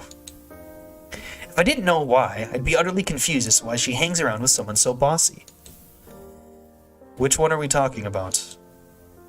You know exactly which one, Hiseo. Misha's hardly bossy. So what's the reason, then? Huh? The reason why Misha hangs around... Okay, you should not be this dense, Hiseo. Emmy weighs my question off with a smile. No idea. I see. Wear a helmet next time you kiss someone. Yeah, Hiseo might need a helmet. Anyway, you seem to be forgetting the original question, don't you? Oh, yeah, I guess I am. You wouldn't mind giving a guy a little warning, would you? Otherwise I'm liable to wind up with a concussion. Why would Misha hang out with Shizune? There must be some deep personal reason.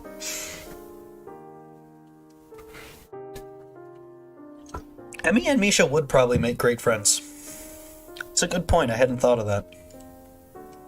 I emphasize the point by rubbing at the back of my head. Emmy giggles madly. You could wear... Oh my god. Chat, everybody in chat is just like a genius. You can see the future. Some kids here do, you know. Or I could just take revenge. I grab a pillow from beside me and whack Emmy over the head. The fall again. That's a really good animation. Emmy topples off the bed and lands on the floor with a thump. Her arms promptly reappear on the bed and she manages to pull herself back up. She really has a surprising amount of strength in that little body. Her face is turned downwards and away from mine, making me think I might have accidentally hurt her. Emmy? You okay? You didn't hit your...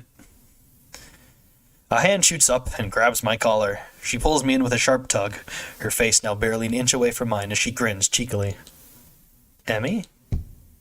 Oh, the headbutt, Jesus Christ. She gives me a sharp headbutt, our foreheads making quite a loud thud. I sit back and rub my now sore head as Emmy smirks victoriously. Kill her. No mercy. How's that for revenge? No fair. You can't take revenge for revenge. My face. For someone missing most of her legs, Emmy's surprisingly agile.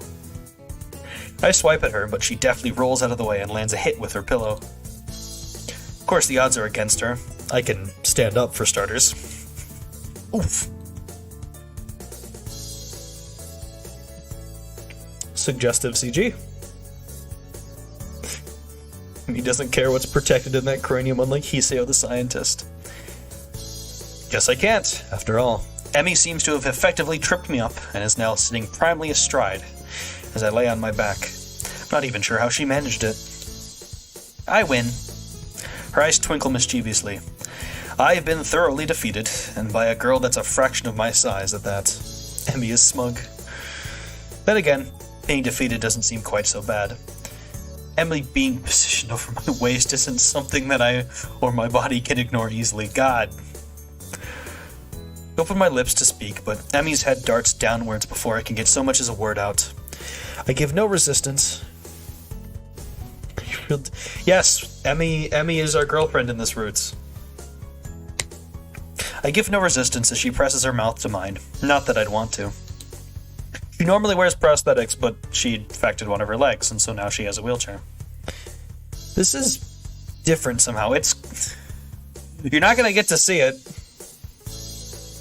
YouTube won't let me show it, so... She pulls back, nips at my lower lip, and reinitiates the embrace. Her tongue darts inside my mouth, exploring. I can feel a warmth spreading through my body as my heart begins to beat faster. My mind starts to go foggy. I become vaguely aware of my hand traveling up Emmy's blouse. Emmy gasps as I reach her breast, and then there's a giggle, and then... Honor system, your brother YouTube is watching, maybe. No, I have it covered. I stare up at a grinning Emmy. Told you, that makes my second win now. What? That doesn't count. You used feminine wiles. All's fair in love and war, right? And you're even blushing. I didn't know you were a blusher, Hoshiuta. You were blushing too, you know. Probably because of your prudish ways. Who could save us from the spice? They're just touching shoulders. That's against YouTube. No, you can see they're holding hands. They're holding hands. Too lewd. Even I've got to admit this is a stupid thing to say to a woman who is currently straddling me, and has been, up until a few seconds ago, playing tonsil hockey with me. Not for me. It's too much leave this place, Susan. YouTube ban him, no! A prude, am I? Well then, let's see who blushes first, shall we? I'm not sure whether the tone of her voice terrifies or arouses me, but that question is quickly made rather moot. Fish. Or, squid, I think. Cuttlefish? YouTube cuts are angry. Oh no. Yes, this is why I keep it up, because right now, there's just tits on my screen. This is why we keep the censors up.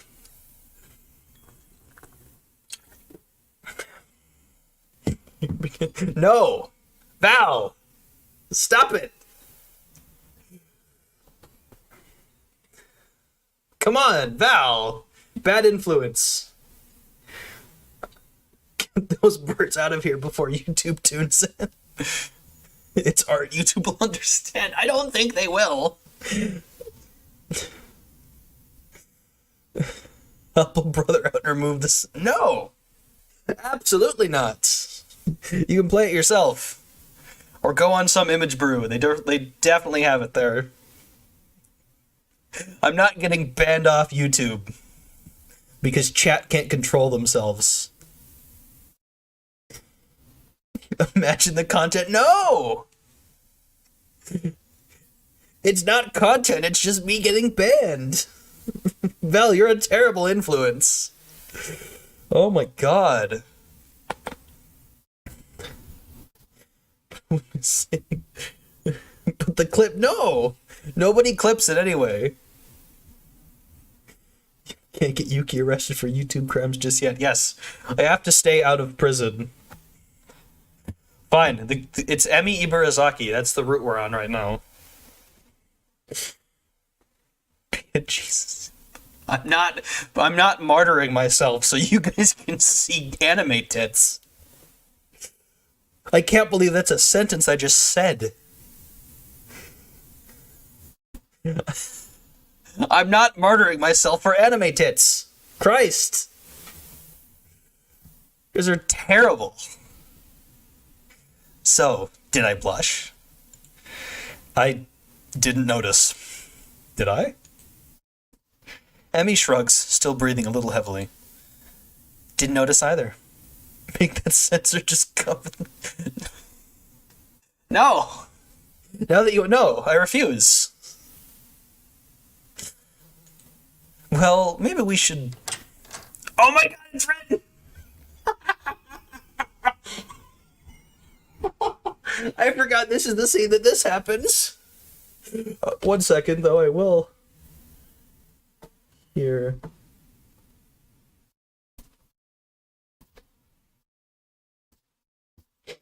Yeah, even Rin gets to see. Not you guys, though.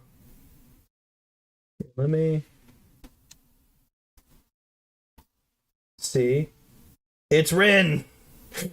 Bum bum bum!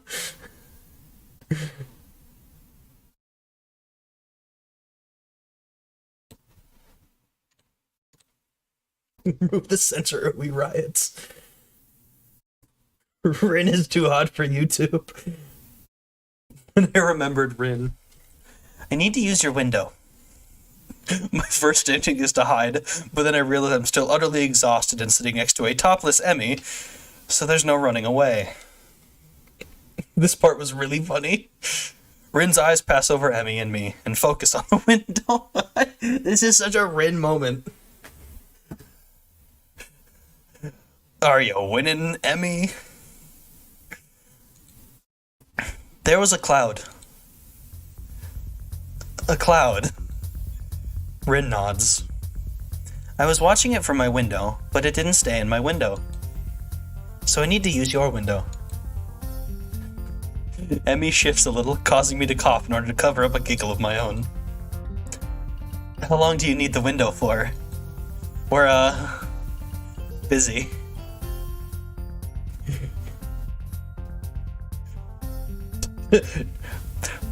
Val, Rin is a very interesting person. She would, she just doesn't notice. She's too focused on the cloud.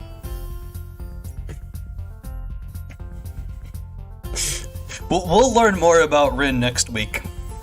Next week is all about Rin. You wish she had something... No, I think she just really cares about that cloud. This time, I can't contain my laughter. Rin ignores both Emmy and me and peers out the window. Her shoulders slump, and she looks disappointed. It changed into something else. Disappointing. Emmy is having trouble keeping a straight face. Sorry to hear that, Rin. Could we have a little privacy now, please? She just turns and walks out. Rin shrugs as if to say, "Can you?" and hooks her foot around the door, pulling it closed behind her. We both dissolve into raucous laughter, unable to deal with Rin's bizarrely timed visit any other way. After our laughter dies down, I look to Emmy. We're both a total mess. Well, Emmy raises an eyebrow. Well? Again? Emmy grins and laughs, and then she nods. We should probably ditch the clothes this time.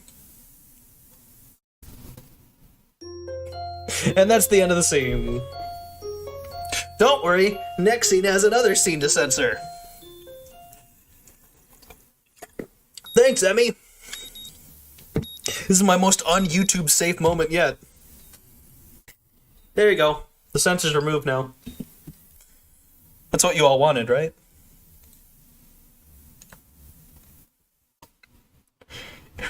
We couldn't see the closed it.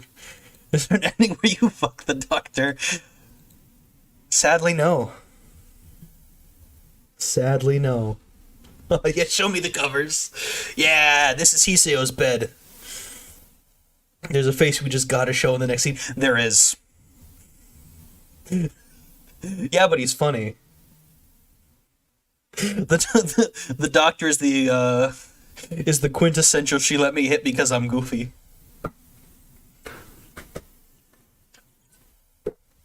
covers are no, this is the other bed. Val, this is not Emmy's room. This is Hoshiu's room. Nothing happened here. The sunlight breaks through my window shortly before my alarm ruins the morning silence. I feel sore. The events of the previous evening suddenly intrude upon my consciousness, and I find myself blushing. That was an eventful evening, and it explains perfectly the soreness in my lower back. What shampoo do you use? Head and Shoulders. The walk back, as I recall, had been rather tense. My trousers having been soiled, I had washed them off in the bathroom before going back to my room. Yes, I suppose if you want Hoshiu sweat. Unicorn shampoo, because men like me to smell elegantly. Damn right. But there was still a fairly obvious-looking stain on the front. Fortunately for me, the only person I ran into on my way back was Kenji. And he didn't notice a thing because he's half blind. Apart from my being in the general vicinity. Of course, he'd ask how the night went and whether or not I'd learned anything of importance. I don't even know if I opened my mouth to answer. I was too tired to care. And this morning, I'll admit that I'm feeling pretty worn out. Still, Emmy had promised to meet me at the track, and I'd hate to disappoint. He really did soil his pants. Yeah, he made it look like he pissed himself. She is indeed waiting for me when I arrive, doing her best to look cheery, despite the fact that she's sitting in a wheelchair. I wave to her and begin stretching. You're early. Emmy frowns and shakes her head. Ridiculous. You're late. Overslept, Hoshiu? All tuckered out? Well, at least she seems more like her old self. And as expected, she doesn't seem that shy about mentioning our previous activities. Hey, you're lucky I could show up at all. All that cardiovascular activity last night? I nearly thought I'd have to see the nurse afterwards. Emmy laughs out loud, then her face suddenly becomes concerned. Hey, that's not a... I mean, you're not... Go on, spit it out. Just that it'd be hard to explain if you had an episode while we were... Oh. Now that she mentions it, it really is a legitimate concern. It's been a plot point in every other route so far. I certainly hadn't thought of it last night, of course. Other, more pressing concerns had been at hand. Well, I don't think anything we do is going to be any more of a strain than these morning runs, and I handle those fine, so I would literally go to heaven, thank you. Honestly, good way to die. Emmy considers this point. A devious light appears in her eyes. Say... Oh, God. Oh, God. This entire scene is going to be ridiculous. This is the route where Hoshiu's heart gets a good workout, so it gets paid off. Fair enough. It gets paid off with 3 different scenes. The light vanishes and Emmy grins ruefully at me. I can't help but feel vaguely suspicious. I seem to have forgotten a pair of gloves. What do you need gloves for? Emmy indicates the chair upon which she is seated. For this, of course. Sure, regular moving around is all well and good without them, but I want to be able to get a good workout. And to get that kind of speed, you gotta have gloves if you don't want blisters. The only scene I thought that belonged in a porno, and the rest was natural. Yeah, this seems This seems very jokey. So what, are you wussing out on me then? Do I have to go it alone? Emmy thinks for a minute, or pretends to think. If I remember right, there's a spare pair or 2 in the track shed. So she does seriously want to do it then. But in her normal school uniform? I'd have expected her to wear her gym outfit for something like this. Wait, what are they doing there? Emmy looks askance at me. This is definitely the most overtly H-game scene. Oh, without a doubt. This is straight out of an overly acted porno. To be completely crass, this is exactly what this scene is. Seriously? You can't think why a shed full of track supplies at a school for the disabled would have racing gloves? Well, when she puts it that way, I suppose that makes perfect sense. Hey, I'm still getting used to this place. Give me a break, huh? I guess I can let it slide this time. I have not seen that. That sounds certainly interesting. Now, come on. I'll need your help. I can't imagine what for, but then again, I didn't have a clue why racing gloves would be in the shed, so I'm not willing to press the issue. Lily's route had 3. This route also has 3, so... There's one that's kind of like this one. This girl keeps coming home. Oh, so kind of like Rin walking into the last scene. Oh wait, I think I've seen the fucking meme images of that. Dude he's just standing completely naked as a lamp. Yeah, that's pretty good. Emmy navigates her way to the shed easily enough, though I can hear her grumbling under her breath. It's actually kind of cute. I hurry a little to reach the door first, hoping it would be easier for me than her. The door opens and Emmy starts to wheel inside, only to come to a sudden halt at the doorway. Seems the door sill is slightly too high for her to get over by herself. She makes a few runs at it unsuccessfully, before crossing her eyes and glaring at the offending object. Stupid wheelchair. Hiseo, can you give me a hand here? Sure, no problem. Oh god. It's a simple enough matter for me to bump Emmy over the doorway, jostling her slightly. We have to include public places in the tags, Emmy. Hey, easy there. Whoops, sorry. It's about this time that I fail to notice where I'm going and run Emmy's chair into a mat. She gives a startled yelp and topples forward out of her chair.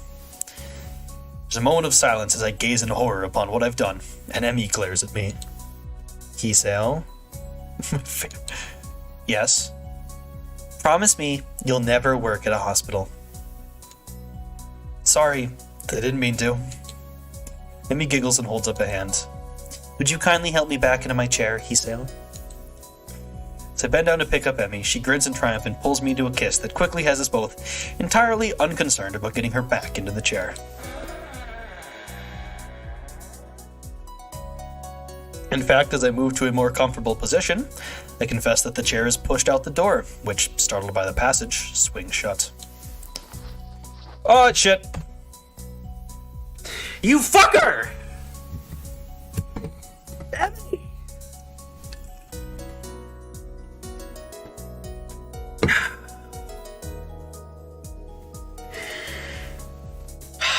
Emmy! For fuck's sake! I should have known.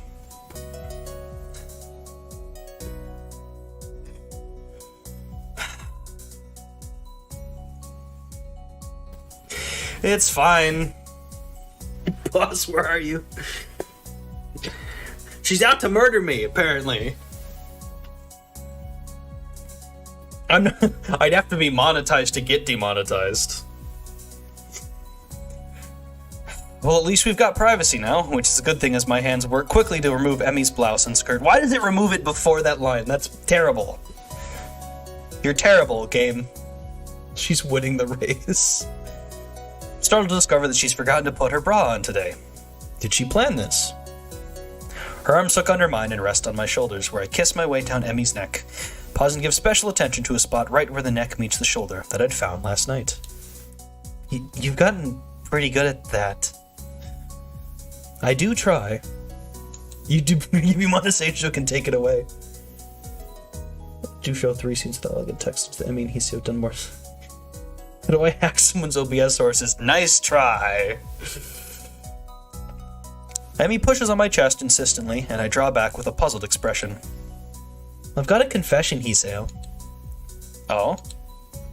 Being pulled back, I decide to instead focus my attention on her breasts. She attempts to speak. Her words are interspersed with giggles that I find incredibly cute. I don't actually wear gloves. My own reply is rather mumbled under her chest instead of being addressed to her face. Should have known. Words quickly become irrelevant.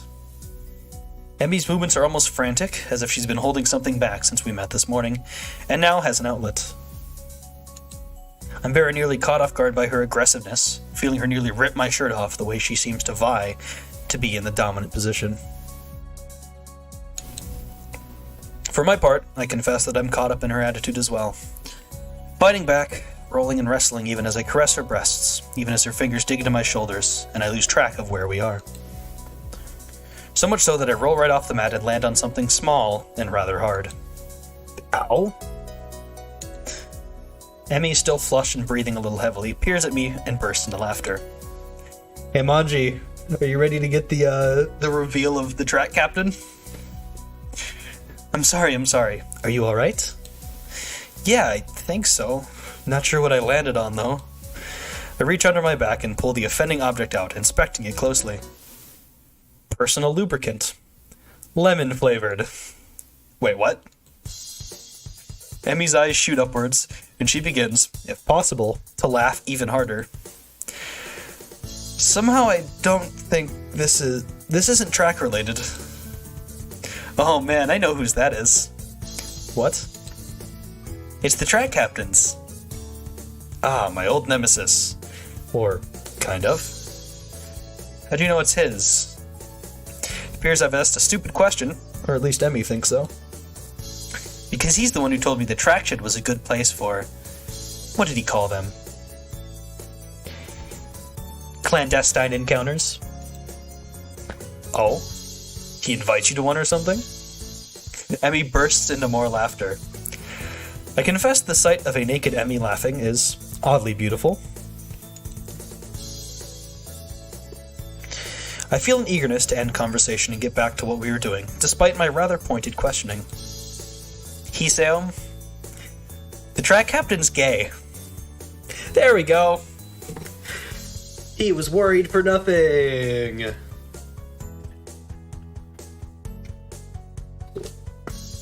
Hiseo was so scared that the track captain was going to date Emmy. Nope. Track captain's gay. Huh. Really? And here I initially thought you two were a couple. Well, I did have a crush on him when I first joined up, but he wasn't interested. Obviously. But we are good friends, I guess. I mean, he told me about all this, you know. I hesitate to ask, and really I do, but I ask anyway. What does he need the lube for, anyway? I mean, he doesn't... How the hell does Emmy always manage not to blush? I can't believe the track captain wanted to be ready for surprise butt sex in the shed. Obviously, he uses it for, you know, anal. I try to suppress a snicker. Is this the face you guys were talking? Here, I could...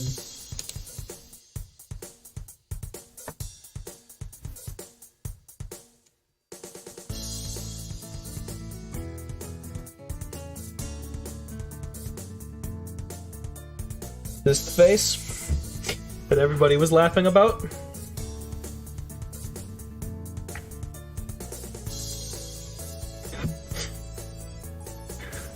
The very smug grin.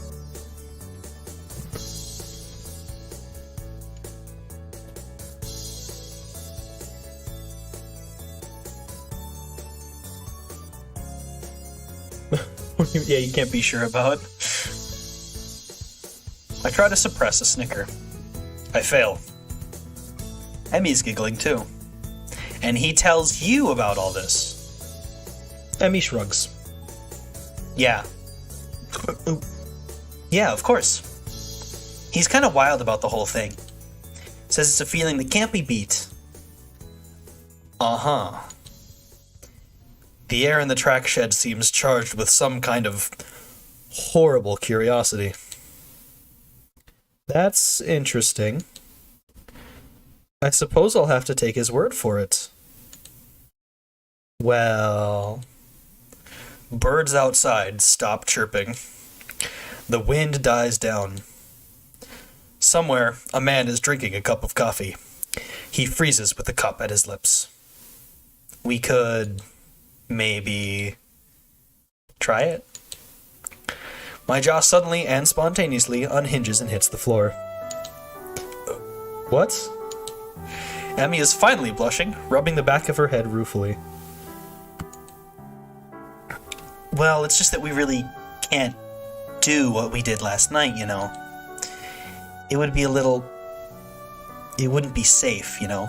I just don't want this section animated because the description would be too funny. Just the entire world pausing. Hiseo confirmed snake. I mean, it wasn't exactly a great idea last night. So, you know, we could try this to see if it, is as good. Well, yeah, basically. Huh.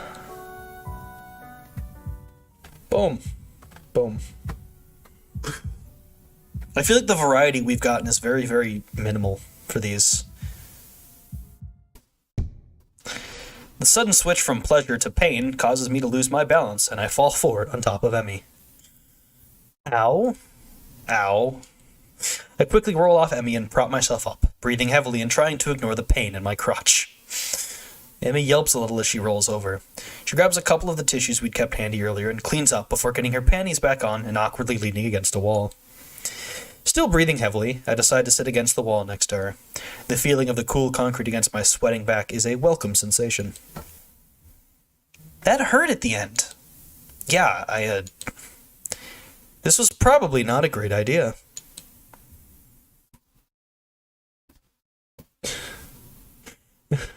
No.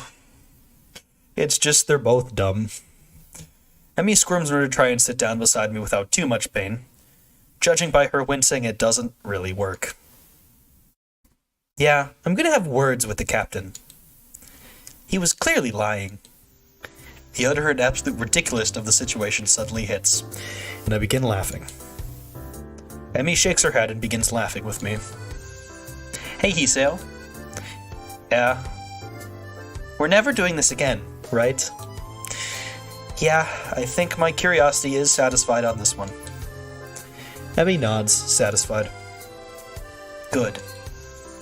I think we should maybe stick to the basics, don't you? I mean, most of this is new to me anyway. What do you mean, most? Emmy grins impishly. I'll never tell. An unpleasant thought strikes me. Even more unpleasant is the thought of having to ask Emmy about it. Still, after what we've just done, it should be a cakewalk. Hey, is there a sink? I'd kinda like to... You should play Monster Girl Quest on stream. I would get banned. I'd have to censor the entire game. It sounds like a terrible idea. Wash off a little. Emmy's jaw drops. In the sink? There's not really anywhere else to do it, is there? And, I want to avoid a smell that the nurse might notice. This is the most awkward conversation I have ever had. You're right. Yeah, it's on the back wall. There might be some soap, too. Thanks. Emmy's root is filled with surprise. Yeah, pretty much. There is, in fact, a little hand soap, which is better than nothing. No towel, though. Guess I'll just have to drip dry. All finished? Yeah, that'll do for now. It's not like I'm not going to take a shower after we see the nurse. Glad to hear it. Now help me find my clothes. You tossed them somewhere. You were no better. How am I supposed to explain that hole in my shirt, Sorry. I got a little excited earlier. Takes some time, but finally we're both more or less clothed. There's a frantic moment when neither of us knows where Emmy's wheelchair is, but I recall it going through the door and rescue it. Alright, we're good. I'm not gonna get fucking flashbanged by anime tits anymore. Now be more careful going through the door this time, would you? Bumps are not my friend right now. I am so sorry we tried this. Emmy shrugs and grins. Well, it was worth a shot, right? And anyway, it was good exercise, right? Be more careful around Emmy, would you? Can't argue that. As we make our way up to the nurse's office, I notice that Emmy keeps shifting uncomfortably in her seat. God, this feels weird. Good thing I'm in a wheelchair, Hiseo. Why is that? Because now I don't have to explain to the nurse why I'm walking funny. Oh. We're never doing this again. The nurse is at least kind enough not to comment on the marks that Emmy left on my shoulders. Nor does he say a word about Emmy's constant shifting about in her wheelchair. He knows. He knows. Oh, that's crude. Jesus. He knows. Either he didn't notice, or he didn't want to notice. All the same, I'm going to have to make sure he didn't slip cyanide into my medication for a little while. Just to be safe. I shower for longer than usual, just to be sure I'm clean of our little experiment, then collapse on my bed. Class is in 20 minutes, so I can probably afford a nap. It's not how that works. These aren't the same covers, it's just Hiseo sweat. No, okay, I won't say no. One NSFW scene happens here, and we haven't seen it yet. In any route.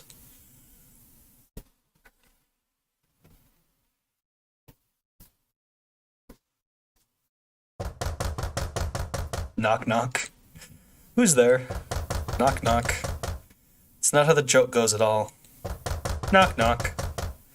I already said who's there. He's a boy smell. More importantly, what time is it?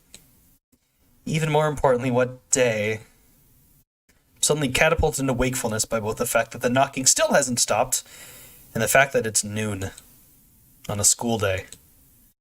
Now fully awake, I can remember why I was napping. Better not give that excuse to Mutoi. Sorry, I wasn't in class. I was experimenting sexually with my girlfriend, and it tired me out. Yeah, that'll go over well. Wonder how long this knocking is going to continue. Guess I ought to answer the door. I'm strangely unsurprised to see Kenji on the other side. Though it appears that Kenji is surprised to see me. What the hell are you doing here, man? Well, I was sleeping.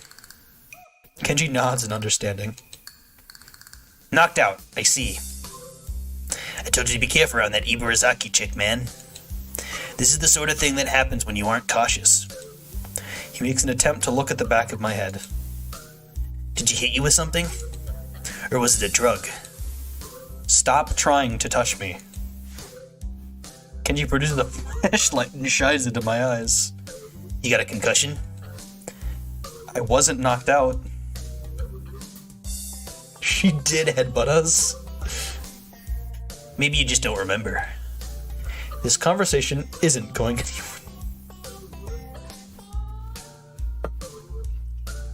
He's interesting.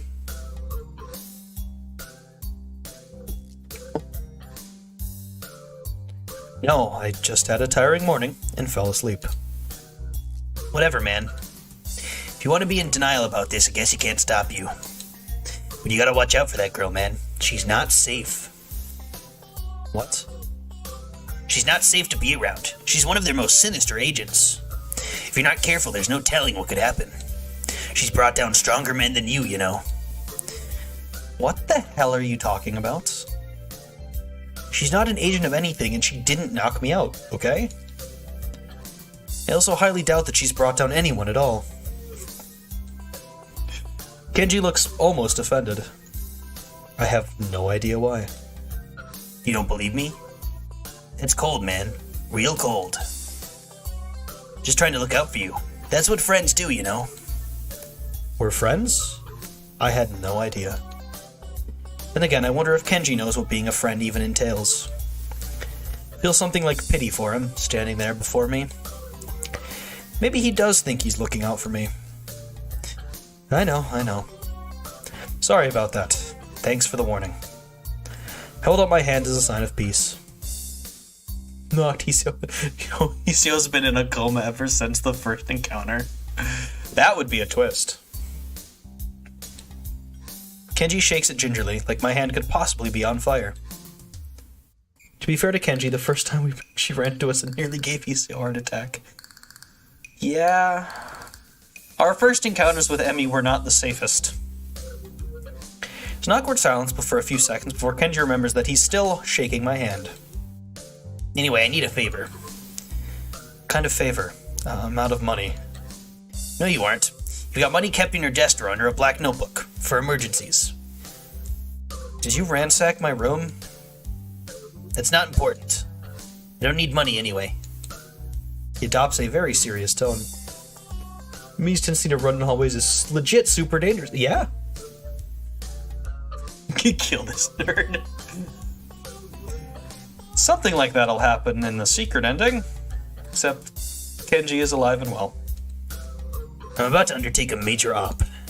It'll blow the whole conspiracy wide open if I'm right. But it's dangerous, so I need you to do something for me in case I don't come back. Sure, man. Anything. What the hell is he planning on doing? Should I be telling someone about this? If I go missing, wait 3 days, and then mail my journal off to the newspapers. It's hidden in my room under a false bottom in one of my desk drawers. How do I get into your room? I don't have a key. Kenji looks at me like I'm crazy. So pick the lock. You know how to do that, right? It's an important skill to learn at a young age. Yeah, of course I know how. I'll be sure to do that for you if you go missing.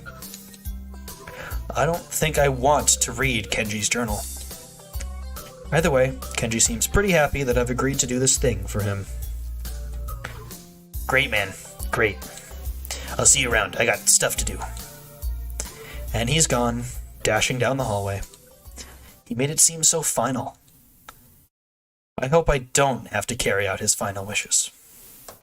Shaking my head, I close my door and walk back to my bed. Guess I should go to class, if only to catch the last half of the day. Put him out of his misery. But I've come this far without going to class today. And I did want to read more of that Hawking book Mutoin lent me. I'm sure he'll understand. Bad idea. Knock, knock. This time the noise jerks my attention away from my book. Experience not unlike being woken up. Who's there? Me, aren't you glad? The voice is muffled through the door, but unmistakably Emmy's. I hop up and open the door, smiling broadly. Hey, nice to see you again. Emmy grins back, staring up at me from her wheelchair.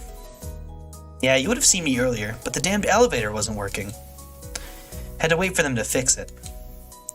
You'd think they could keep it in better order, but no. I chuckle a bit at her vexed expression and invite her in.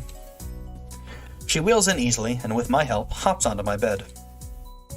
There. Much more comfortable than that stupid chair. A sigh of contentment hangs in the air, and for a minute we both just stare at one another. Yeah, no matter what, they can't keep infrastructure for people with disabilities in order. It's terrible. It's very American. To that point, then I noticed the circles under Emmy's eyes. They're not that dark, but they definitely weren't there before.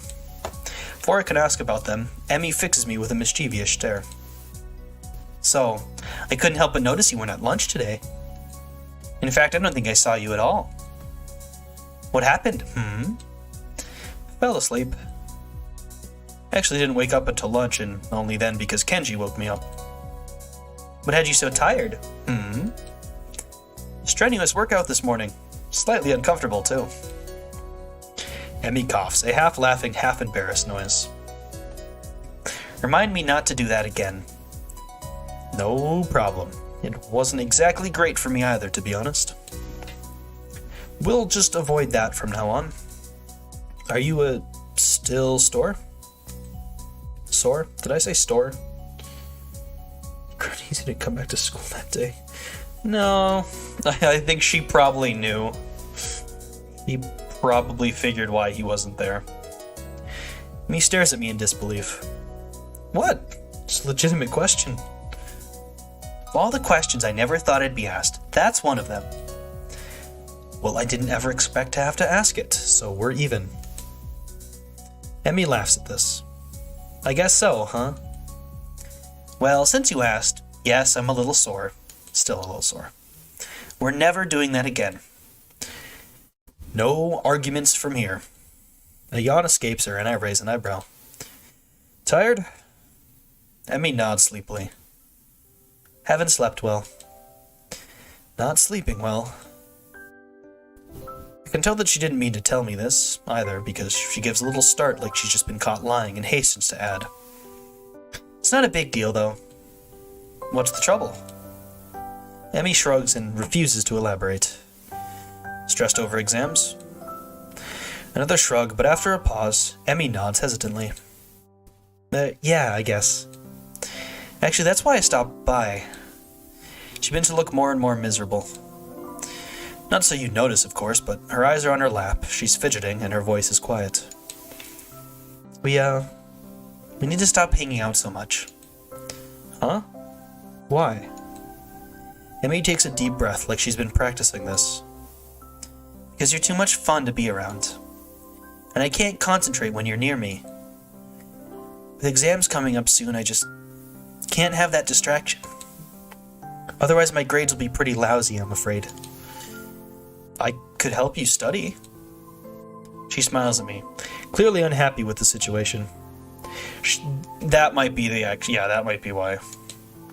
I'd love it if you could, but we wouldn't actually study, would we? I mean, even now, I'm trying to have a conversation with you, but I kind of just want to, not converse. Ah. Overwhelmed by my rugged manliness, I understand. That earns me a grin, at least. Emmy shakes her head. Idiot, you're full of yourself. Well, I am pretty irresistible. Yeah, more or less, I guess. So that's the situation, Hiseo. I have too much fun around you when I'm going to exams prepared. I need to be alone. Hey, that's okay. It really seems to have been bothering her. But it's only a couple of weeks, and we'll still see each other in the mornings and at lunch. We can just hang out at school, no problem. And after exams, we'll go on a date to celebrate their being over, okay? Emmy grins, pleased by this proposal. Yeah, sure. That sounds great. So to signal the end of the conversation, she leans in and kisses me. There's no more. There's none left for today. You're all out of luck. The rest of the night is not spent worrying about exams. See? No scene. They gave the 2. I think this is detached? Yeah, okay. I'm gonna go. I need some more water. I gotta use the bathroom, so I'll be right back. This is kinda... 4th act is a little bit short, yeah. But that's fine. That's still for Saturday, so...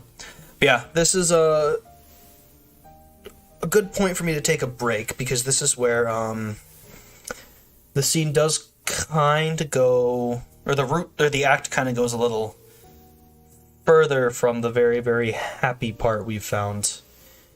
Nah, I only add the first and second ones together, because, the act 1 is unusually short, just because it's a lot of repeated scenes and skipping, so, yeah. I'll be right back.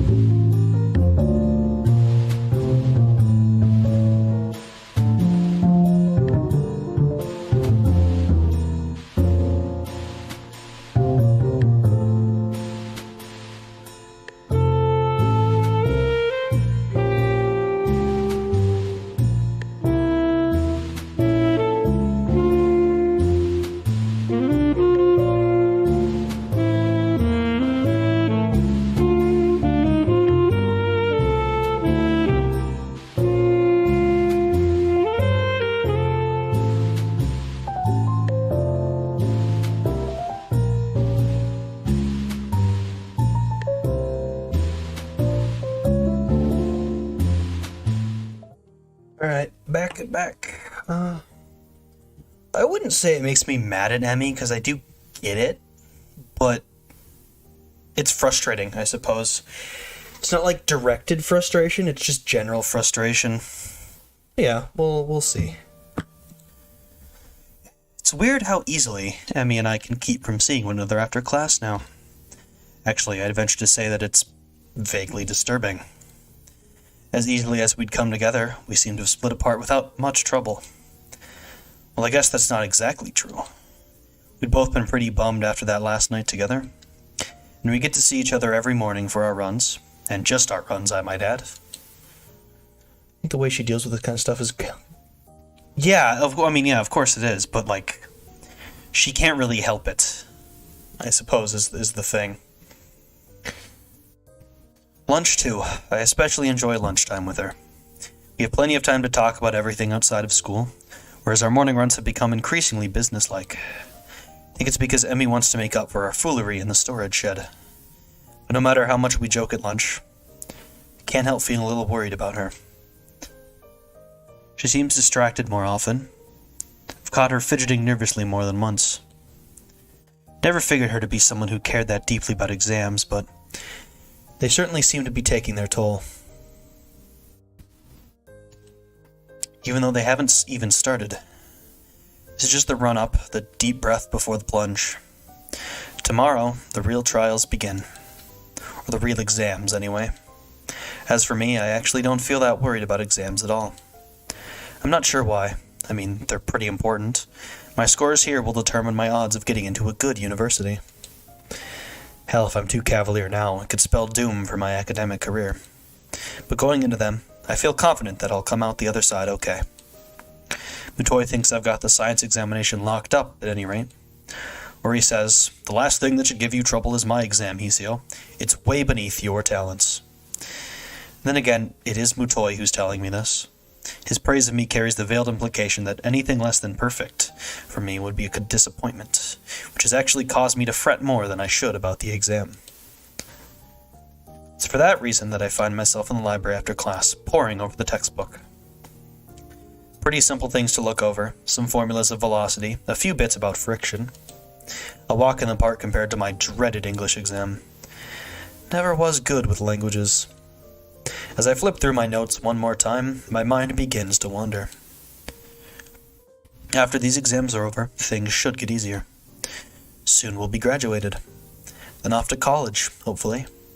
I remember my abortive attempt to find out what Emmy planned to do after high school. She avoided the subject pretty deftly, as I recall. I go Josu Janai. Hi. Heck, it seems that just about every time I push too hard, she dances around the subject.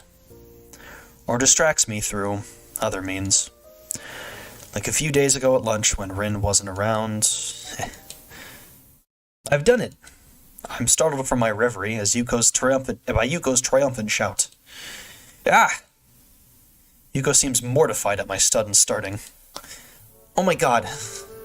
I'm so sorry. I just got... And I really wasn't... And then it's just that... As she stutters, I move to quickly calm her down before she gets too agitated. Whoa, hey. My words seem ineffective.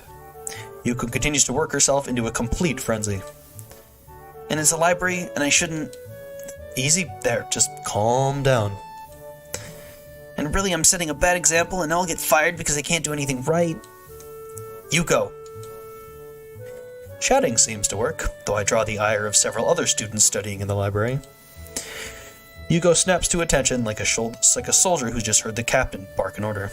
Okay, like Yuko's actually more socially awkward than Hanako. Yeah, Yuko is riddled with just constant anxiety. And she deals with it by getting even more anxious. Hanako just leaves. Sorry. Calm down. It's okay. You just startled me a little, and that's only because I was daydreaming instead of studying.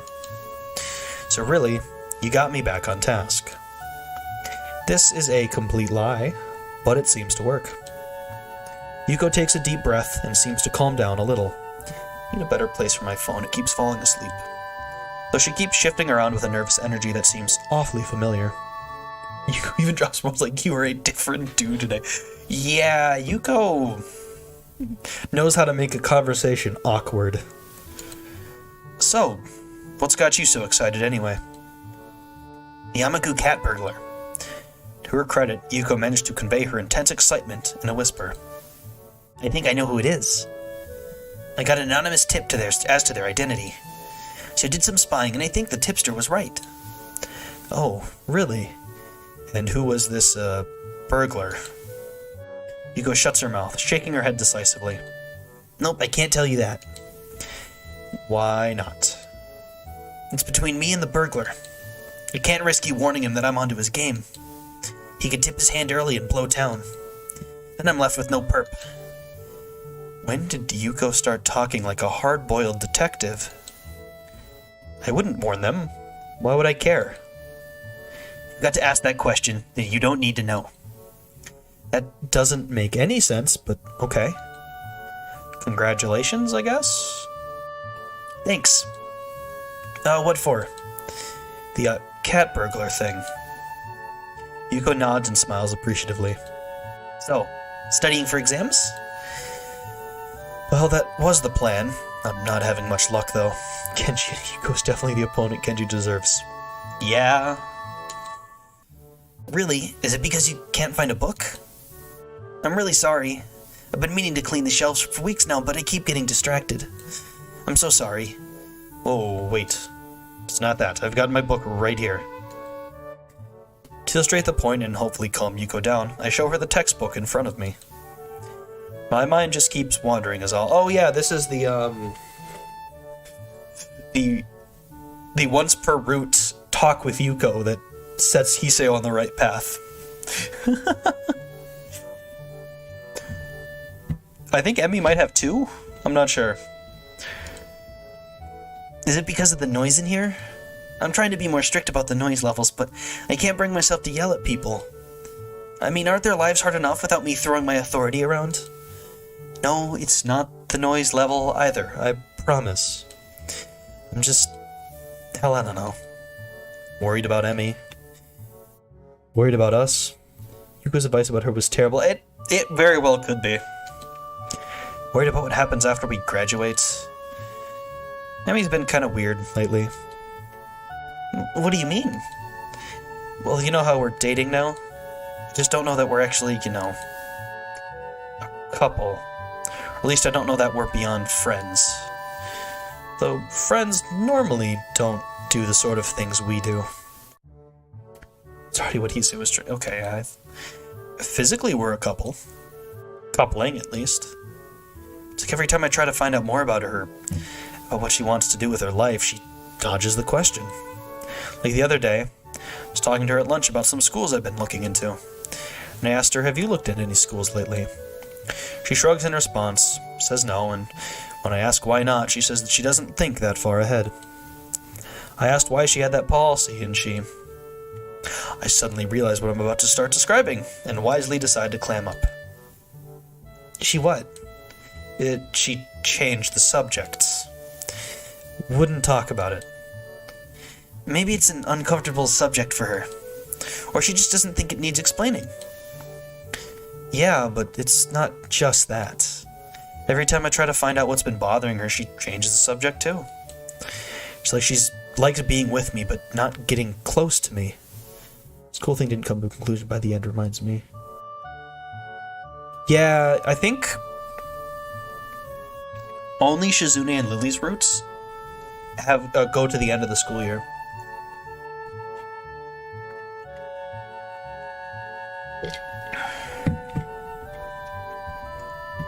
Now that I've said it out loud, I feel worse. Yuko digests this bit of information. You know, seems to me that you're more serious about this than she is. I can almost feel my stomach twist into a knot. She's right. That's exactly what it seems like. But is that really what's going on? I mean... Sorry, I'm just talking nonsense. No, just Lily and Shizune. I don't think... Hanako's definitely doesn't. Emmy's I don't think does, and Rin's does not, I believe. You shouldn't take my advice, you barely know me.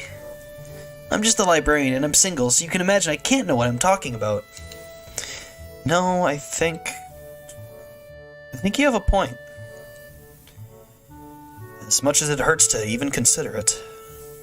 Yuko seems to try desperately to find a way to soften the blow somewhat. Look, I'm probably wrong, but if you want to be sure of how obviously wrong I am, maybe you should just talk to her. Get some time alone and just ask about it. And don't let her change the subject either. Yeah, maybe I should do that. Or maybe I should just enjoy what I have. We have fun hanging out after all. And the runs are nice, and the other activities are nice, and talking to her is nice. Do I really need to get closer to her? What I've got right now is pretty good, but that's silly. I want to get closer to her. I want to be able to help her out with whatever's bothering her. But maybe I should wait until after exams are over. Maybe she'll brighten up once the stress is past. If she does, then I don't need to worry about it anymore. But if she doesn't, well, I'll cross that bridge when I come to it. I thank Yuko for her advice and head back to my room. Maybe I'll be able to concentrate more on my studies in there.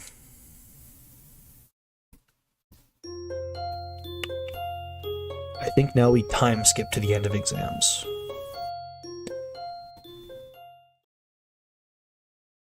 This has a decision.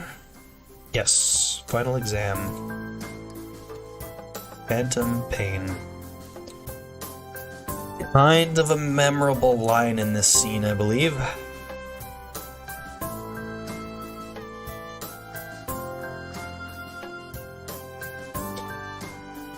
I leave the room after finishing my final exam and breathe a sigh of relief. As I'd hoped, the exams weren't so bad. I managed to breeze through just about everything but the English final. And even that was acceptable. I wonder how Emmy did. Even more so, how she's doing. She looked terrible at lunch today. She was pretty happy to be out of her wheelchair, but she was so exhausted. Something's been wearing her down, and I'm starting to really doubt that it was just the exams. Not being able to hang for as much for 2 weeks would make me miserable. I should not be able to focus. Yeah, I can't believe the genius Hideo Kojumbo ripped off Katawa Shoujo. He can't keep getting away with this. Should I confront her about this, though? My musing is interrupted by a tap on the shoulder. Hey, Isao. Got a minute? So this is important. Because if you actually don't make the right choice here, you actually get put toward the bad end. Suppose I can spare a few minutes. Standing here. No, I don't actually know that song, though. Yeah, I've got some time. Nowhere important to be or anything like that. Mutoi raises an eyebrow as if questioning my statement, then beckons me back into the classroom. I wanted to get some feedback from you, if I could. I know that this course wasn't quite up to your level. Don't worry about it. The science club activities more than made up for it. Did they? Well, in fact, that's what I wanted to talk to you about. Okay, doing Mutoi's voice. Mutoi's option railroad itself. It by itself. This I don't think it's by itself, but it at least affects the scene that gets seen. So do the next, like, 4 choices. Do you think that was a worthwhile activity? Just for my own reference? Well, yeah. It was a great way to go further than we did in class. It's definitely worthwhile. Mutoi seems delighted by my response. That's great. Exactly the sort of thing I was hoping for. You know, Hiseo, I'm glad you came here. It's always good to have a student who gets really into the subject you teach. So, it's funny that you mention that. The Act 4 stream will start with the bad ends. I'm not getting any endings on this stream. But I will show off the bad end next stream. And then we end with the good end as always. In a way that makes dealing with the rest of its students more tolerable. You're a bright kid, too. You took to this stuff like a duck to water, or some other such simile. Thanks. You're a great help, especially with that college stuff. There's one more thing, Yukihyou. A bit of advice from one scientist to another. What's that? What does a scientist do? Observe the world around him. Exactly. Good. A simple question, but one that most people can't seem to answer. That's the essence of a scientist, Yukihyou. We observe what's there and try to figure it out. But what if there's something you can't figure out? What's a scientist to do if he can't observe something? How, for example, can we talk about quarks when nobody has ever actually seen one? Or black holes, when observing them directly is impossible? Well, scientific equipment's pretty advanced. Toy irritably waves away my response. No, that's not it at all. Those are tools. I'm trying to give you a philosophy. Think. If you can't observe something directly, then how can you observe it? If you went to Einstein for love advice and was a solution by a physicality, what would he say? This. If you can't observe something directly, then how can you observe it? By observing the things it interacts with. Guess? How? How would you guess the movement of a quark? What is your guess based on? Of course. I should have thought of it earlier. The things it affects. Mutoid claps his hands together excitedly and whoops. Yes, exactly. Good. Remember that, Yukihyou. If you can't examine something directly, it's because you're looking at it wrong. You have to look at it differently if you want to uncover the truth. And if it eludes you, then look at what it leaves behind. That is the essence of being a scientist. We never stop looking for the answer. Never take anything for granted. Observe, experiment, and observe some more. There's a lot of stuff out there that makes no sense, Yukihyou. Your job is to get it to make sense. If nothing else, I hope you've learned that here. I think I can remember that. Mutoy smiles, satisfied. Large enough doesn't matter if you're the MC or not. Nah, that was bad.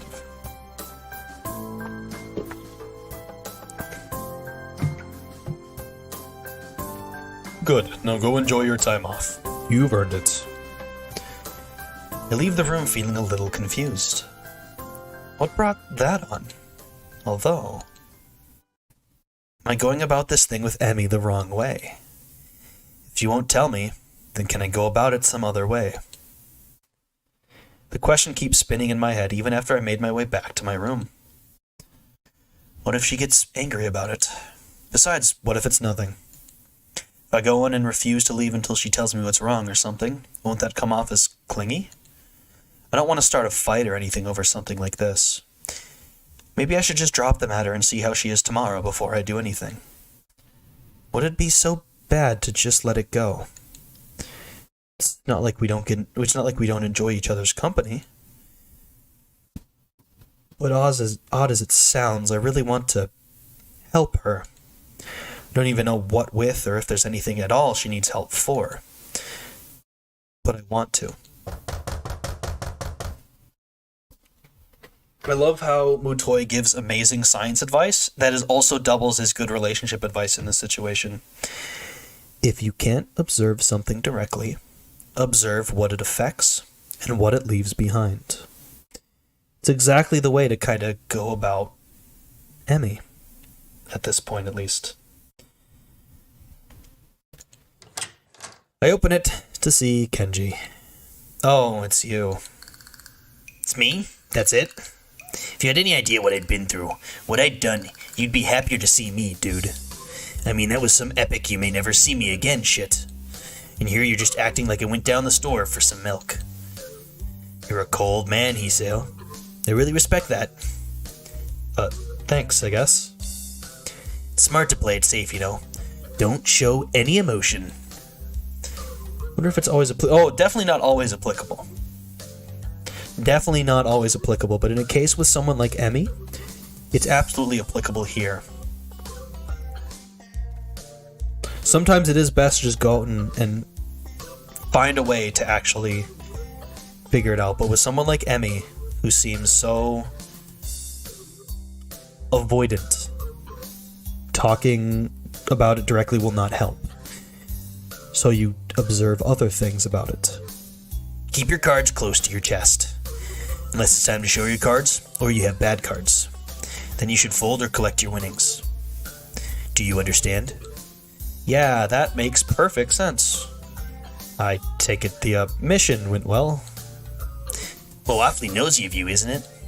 You can't just go saying things like that. Things are at a delicate stage. One wrong movement, bam, the invasion succeeds. I thought you were gonna blow the conspiracy wide open. It's bigger than I thought. Need to update my charts. Probably change some of the puppets around.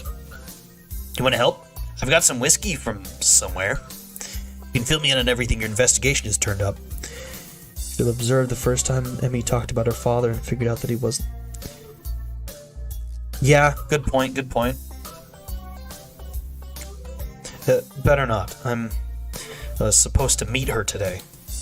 Gotta go do that. Can't raise suspicion. Kenji nods in approval. Drinking with Kenji? That's gotta be an experience to die for. Yeah! I feel like drinking with Kenji, you might end up feeling like a splat on the floor. Might have that good whiskey. I love how Manji and I are just people who know. Hiseo wasn't as dumb when he had a chance at getting the good ending. I wouldn't so-called call Hiseo dumb, just really inexperienced. Hiseo is honestly one of the smarter, like, visual novel protagonists. He does the same kind of thing in Hanako's route, and then it kind of turns on its head. So it's not, like... It's not dumb, it's just, like... inexperience with good intentions, I suppose. Still keeping it close to the chest, eh? Okay, man, I can respect that. Good luck. Thanks. I'm just gonna pretend, for the sake of my own sanity, that he's wishing me luck in talking to Emmy. And if I squint, the whole card analogy he was talking about works here. Hiseo's biggest fatal flaw would probably be his tendency to white knight. That's a good reference to later in the scene, and also fitting. Yes. He wants to help, but he doesn't understand. That's the problem with Hanako. That ends up being the problem here. He doesn't... He sees a way to go about it, and he doesn't... I wouldn't go as far to say most people would get it. I would definitely say that it's a much more multifaceted issue, and that a lot of people would kind of struggle with dealing with it. Time to lay it all on the table. Or see if I can't get Emmy to do so, rather. With a sense of something approaching purpose, I head for Emmy's room. Still phantom pain. I hop up the stairs leading to her room and knock on her door. Who's there? Huh. That's odd. Her voice sounds a little choked. Hey, it's me. Thought I'd stop by. Hiseo? Come on in. I reach down to open the door, only to find that it's locked. Maybe her problem was her distancing herself, though, more than the fact that even if she needed help for the first place, Hiseo didn't make her feel how lonely it made him feel. But I understand. Yeah. It just makes sense that Hiseo is the way he is. It wouldn't be that long since he would be in a situation like this, so he never learned how... Yeah. He's very inexperienced, and he's got his heart in a really good place, but he doesn't know how the best way to go about it. He's not the person to put his own feelings first, like, even if it, like, we actually see it in Lily's route, too. Well, actually, in Lily's route, it's actually the opposite. He doesn't think, he thinks more about himself than he ever does, but that's an anomaly. He doesn't usually put himself first. In talking, he'll put the other person. Reach down to open the door, only to find that it's locked. More and more curious. Your door's locked. Oh yeah, sorry. Give me a minute. A few minutes, Emmy opens the door, grinning. Sorry, I had to put my legs on. I was napping. Despite her grin, there's something definitely off. Emmy's eyes are slightly red, and it looks like she's been crying. Hey, no problem. Are you okay? Yeah, I'm fine. Just you look like you've been crying. Oh yeah, Hoshiuta, you're off to a great start on this one. What? Nah, I'm fine. Just happy to see you. He punctuates this with a long kiss that continues as the door slams shut behind us. It could come from that difference, but I think with the way that Hoshiuta, goes about his first route with Lily, I think it makes sense why he does it. he's more sullen in that route, And he relies a lot on Lily's mother-like tendencies, but doesn't look further, I guess would be the way to put it.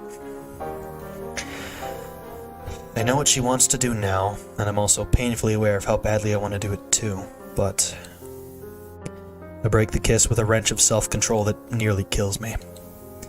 Hey, wait. Emmy's eyes crinkle in confusion. Huh? Wait for what? We need to talk. Isn't that supposed to be my line? And never a good thing to say? She's got a point. It's usually the lead into a breakup, or the prelude to a fight. Maybe it can be a good thing this time. That's the hope anyway. Uh-huh. Can we at least get onto the bed? It's my first day back on these things and I'm still readjusting. Plus, the nurse said I should be on them less often, since running puts such a strain on them. Can't argue with that. It's a trap, we both know it, and we both don't care. And again, it's awfully hard to get angry while in bed with the object of your affections, so maybe there's that motivation too. I set Emmy's legs by the bedside and sit down next to her, throwing an arm around her shoulders. In silence, we just enjoy being able to be in this position again for a few minutes. Then, of course, I need to ruin it by opening my mouth.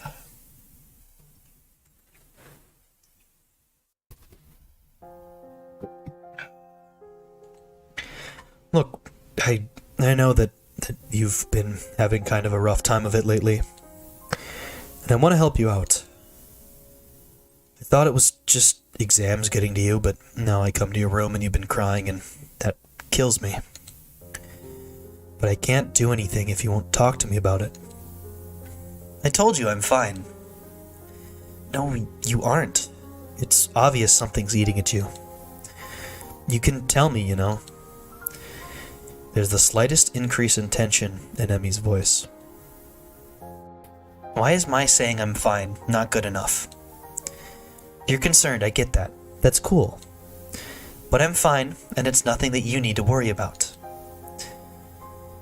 Not sleeping and spacing out more than Rin doesn't strike me as being fine. I want to help. Uh-huh.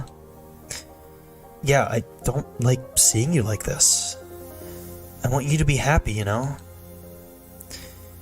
I get the feeling that came out wrong, because Emmy fixes me with an icy stare. So you want to fix me, Hoshiuta? She's definitely getting angry now. Want to swoop in on your white charger and save the day? Stop the nightmares, the phantom limb pains. Restore what's lost. Her voice catches in her throat, and the tears start to flow. Well, you can't. Nobody can. Nobody will. So stunned by her sudden verbal assault that I remain quiet. Neither of us says anything for a while. I'm surprised that Emmy tightens her grip on me rather than pushing me away. After a deep breath, she starts talking again. Look, I'm sorry. There's these nightmares about the accident. the accident. I should have known. Took her legs after all, but it never comes up, of course. And I usually deal with them fine, because I can run. Running clears my head like nothing else. I don't have to worry about anything while I'm running. I just concentrate on breathing, on the rhythm of things. It's easier that way. Life's easier that way. Just keep moving forwards, you know? Nothing else matters, just getting around the next curve. And then it's the next curve, and the next, and the next. Till I can't go anymore, or think anymore, or do anything but slow down and walk until I catch my breath again. After something like that, nothing else matters. But I've been stuck in that goddamn wheelchair for too long, so no outlet. Today just kind of boiled over a little. You could have talked to me about it, you know. You didn't have to go it alone. Emmy smiles sadly, like she's trying to explain to a child that all fire burns. Yeah, I did. And I do. But why? Why do you have to keep going through this alone? Why can't you just trust me enough to let me help you? That smile again. Emmy leans in and kisses me on my cheek, an almost motherly gesture. She leaves her mouth close to my ear, as she confesses this one thing to me. Because, Hiseo, I've already had everything I knew ripped away from me once. I don't know what I'd do if it happened again. She pauses, as if uncertain as to whether or not she should continue. I can feel a violent churning in my gut. She continues. So I can't rely on you, or the nurse, or anyone else. Just me. That's how it's got to be. Having delivered this short speech, she looks down and covers her mouth with the back of her hand. The conversation is clearly over. I search for something to say, but can't think of anything. Maybe I should go, for now. I've got stuff. Emmy doesn't even look up. She sounds tired, or relieved. I can't tell which. Okay, Hiseo. Go take care of that stuff. I'll see you tomorrow. I get off the bed and head for the door, pausing at the doorway. Hey, Emmy. Yeah? 1,000 things I want to say. I'm too mixed up to say any of them, though. After her admitting that she'll never let me get close, I feel my world's just been ripped out from me. What happened in that accident? I know she lost her legs, but that's never seemed to bother her. What happened there? What scares a girl so badly that she won't even accept help, even from someone she loves? I don't know. But I want to know. I want to know so badly that being denied that answer feels like a knife in my guts. Hiseo? You were saying? I'm still standing in the doorway. Nothing. Never mind. And I'm closing the door and walking down the hallway, down the stairs, out the door, into the dark. Somehow I wander back to my own room. My brains are doing a mile a minute, going nowhere fast. I can't figure out how to deal with this. I thought that moving forward was a good thing. Dwelling less on a past that I can't change. Living in the present and looking at the future. After this thing with Emmy, I'm not sure anymore. She was saying the truth. It's simpler to look at the next curve, ignoring the path gone by. No worry about the opponent left behind. No care for the spectators on the sidelines. And unfortunately, no time to watch out for lagging teammates either. I throw myself down on the bed, looking at the one corner of my ceiling, as if the answers I want were written there. No such luck, of course. She's literally running from something. But have I not been doing the same thing? Trying my best to forget about my hospitalization. I am getting better, but my health isn't going to magically fix itself. Emmy has 2 legs instead of a heart to deal with, but those aren't going to magically fix themselves either. Maybe this is just as fixed as the both of us can get. The room becomes darker and darker until I can't really tell I'm looking at a corner anymore.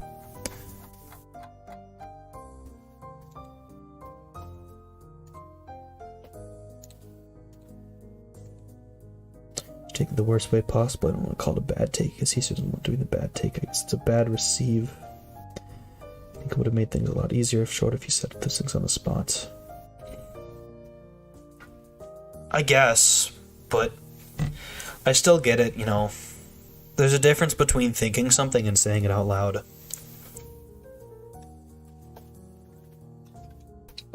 You can just think something and don't have to deal with what another person thinks about it. But it's not the same the other way. It is a good parallel with what happened with Iwanako, yeah. Alright. Debate expresses doubt. The morning comes too soon, on the heels of a sleepless night. Is this how Emmy's been spending her nights? Staring at the wall or ceiling, trying to stop thinking about whatever it is. Her, in my case. That clenched feeling in my gut is still there. I can't rely on you. Words spoken so casually. Almost like she were teasing me, or chastising me for suggesting that the earth is flat. That's how it's got to be. The way it's got to be sucks. I'm feeling so miserable that I very nearly decide to skip the run. That would be stupid, though. It's not something I should do just to see her. Something I do just... I did say it right. Sure, that was the original reason, but it's something more now. I've started to enjoy the running itself. There are worse ways to get the blood flowing anyway. Never thought I'd say that after the first week or so, but I feel a lot better after a run. Like no matter what else I do today, I've at least done that one thing. It wakes me up too, and Emmy herself said that running away always clears her mind. Maybe it'll help clear mine. I hope so. The morning is cool and clear, if a bit humid. Summer's making itself known, it seems. Emmy's already stretching out when I arrive, and greets me with a smile and a wave. Hey, Hiseo. Yeah, running is... I just suck at it. The sight of her so chipper is like a kick in the nuts. How can she be so happy after yesterday? I give a half wave, and am surprised to receive a hug. Hey, about last night. Here it comes. I wanted to say thanks. I actually managed to get some sleep for the first time in a while, and I think it's because of our talk. So, thanks. How could she sleep better after our chat? She basically told me that she wouldn't get any closer to me, and that let her sleep well. Excuse me, but what the hell? Emmy either doesn't notice my bafflement, or chooses not to notice. No telling with her anymore. Oh, no problem. Glad it helped. The venom that threatens to drip into my voice is controlled for now, but I think I'd better start running now before I do anything stupid. Emmy seems equally willing to get started, and before long we're darting around the track. I can tell she feels more relaxed. Her running has gone back to the more graceful movements I remember from when I first watched her. It's a stark contrast to the almost brutal way she's been hurling herself around the track these past few days. Our talk really does seem to have helped her. A pity it couldn't help me.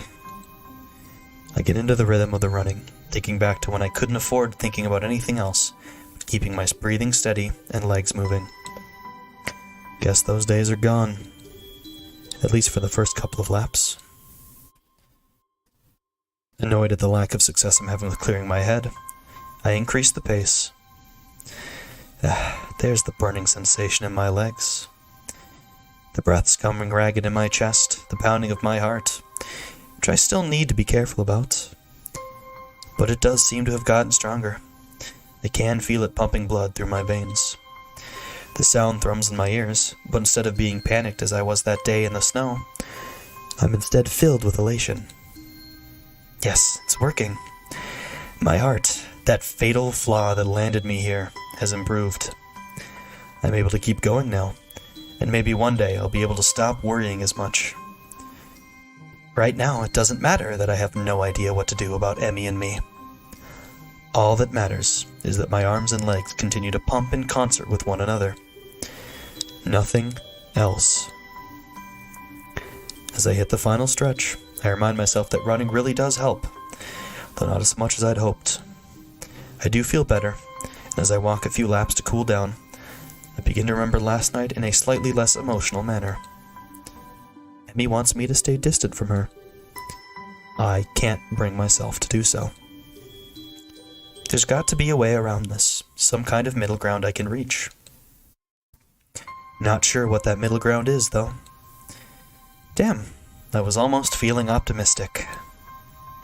Nice run, Hiseo. You've really improved. Nice run. It's all I can hope for now, isn't it? Congratulations, Hiseo. You're pathetic. Gotta change my attitude. Well, I am pretty awesome. And yet I just keep saying things that I don't mean. Any second now, I'll be as good at hiding my problems as Emmy is. I like to think so. Why does she do this to me? Say something like that, with such real affection in her voice that it makes my heart leap. She doesn't mean it. She can't. I must be doing a worse job than I thought, because Emmy peers closely at me. Hey, you feeling okay? Maybe we should get to the nurse, huh? Yeah, I'd hate to keel over on you. Emmy looks a little shocked at my bitter tone.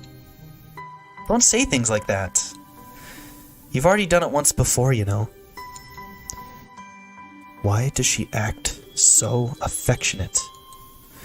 She doesn't really care. I thought she made that clear. But despite all that, I find myself apologizing, even though I shouldn't have to. Even though she's probably just putting on an act. Sorry. Come on, let's see the nurse. I can't get myself to calm down the whole time. Every time, it feels like I've gotten over what happened last night. Emmy does something, or says something, that shows affection, and I'm back to the beginning. The image of her ending that conversation haunts me. It was like the final twist of the knife that left me feeling bereft of any hope that Emmy and I could be more than what we are. And what are we at this point? Little more than friends who happen to fuck. And really, it's not like I don't enjoy the time I spend with her. Said so the other day myself. I very nearly didn't even bring anything up with her. Was just gonna hop on in there and let it ride, wasn't I? With this running through my head, I find myself in front of the nurse's office, still brooding as he checks out Emmy. Emmy comes bounding out of the door, gives me a kiss, and darts off to shower, I assume. Meanwhile, the nurse beckons me into his office to give me the ritual once-over.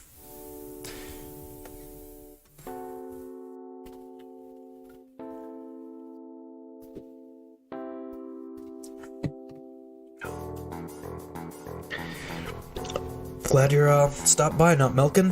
Hope you enjoy your lurk. And yeah, this isn't especially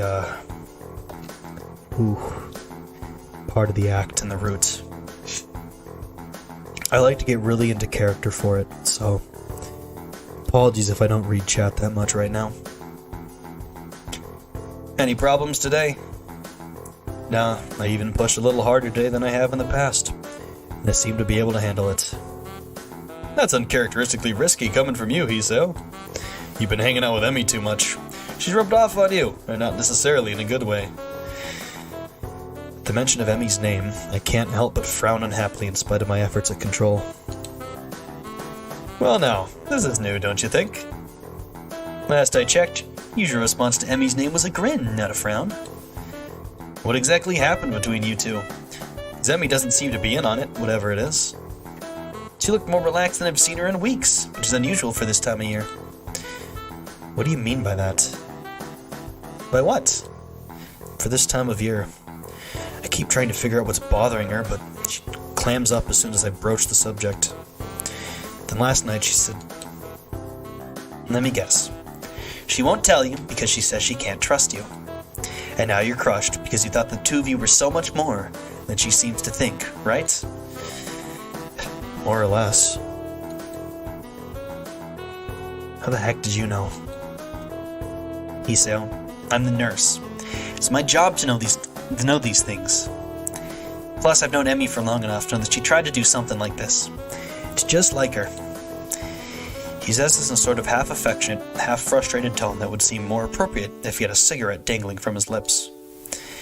As it is, he seems willing to make do with a pen.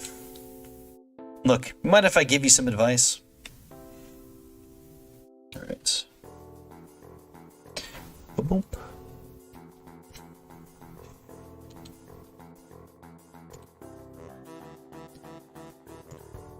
Correct choices here. Sure, why not? What was it Mutoya said yesterday?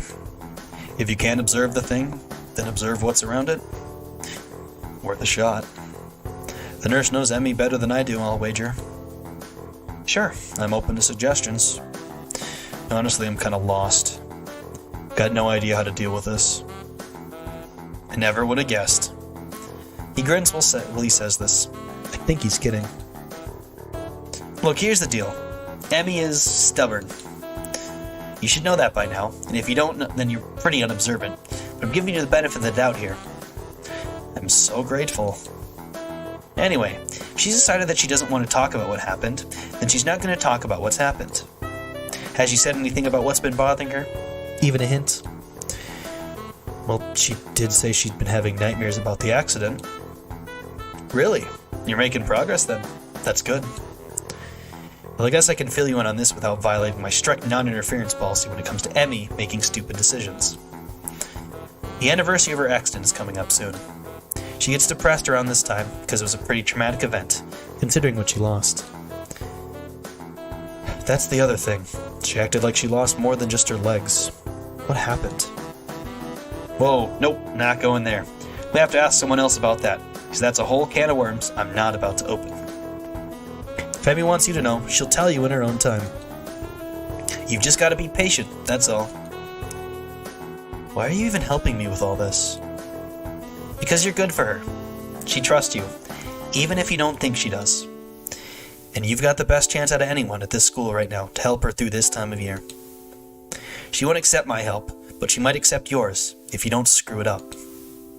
So don't screw it up, got it? I open my mouth to respond, but a knocking sound at the door interrupts me. Hey, you guys still in there? Just a moment, Emmy. Give us a second to get our pants back on. The door bursts open and Emmy glares knives at the nurse. Asshole. Didn't mean to get your hopes up. Hey, can we leave me out of this? Anyway, what's up, Emmy? Forgot something? Try to take a more cheerful tone with her. No need to upset her. Two can play the everything's fine game. Actually, I forgot to ask you something. Oh? What's that? Do you want to come with me on a trip to my house? My mom's making dinner and I thought you might want to join us. Well, of course I accept. Emmy punches the nurse in the arm playfully. Not you, idiot. You were over last week. I was talking to Yukihyou. Oh, how interesting. Meeting the parents. I'd love to go, Emmy. Thanks. The nurse raises an eyebrow but says nothing. Great. I'll be in my room. Swing by after you shower and change into something clean, and we'll grab the bus. Sounds good. I'll see you in a bit. This time it's me who leans in for a quick kiss before darting off to my room. What an interesting development. Maybe we're getting closer after all. Maybe Emmy's finally ready to open up a little. Or maybe she's just being polite. And a free meal seemed like a good way to apologize for last night. Great. Now I can't decide whether to be excited, nervous, or depressed. I settle for a combination of all three and hop in the shower.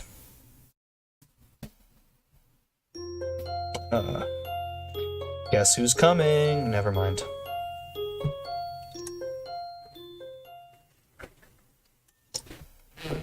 Alright. Getting toward the climax of the act.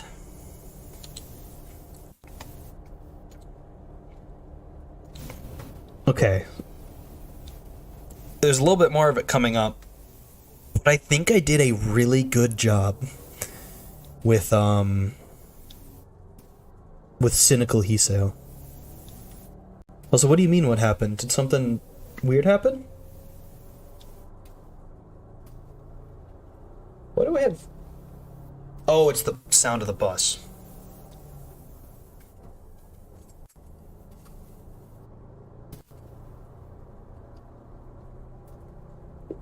Oh. I'm glad I'm not doing Act 4 tomorrow.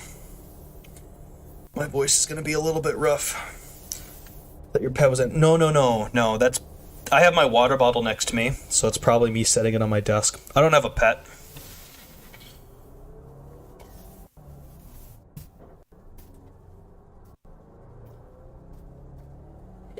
Oh, I hope none of that picks up on the mic. That was mich. Alright, guess who's coming? Never mind. I don't think I like riding on buses. Actually, I think I'm pretty comfortable saying that as a fact. They sway a lot, and they smell funny, and you can feel every bump in the road. I'm really not looking forward to this. Plus, Emmy's legs keep making a clinking sound that draws the attention of everyone else on the bus. She's in shorts again. She's got long socks drawn up on her prosthetics, so they don't look so obviously false again. So moody while reading all these parts, I don't think I could even take her up on the offer.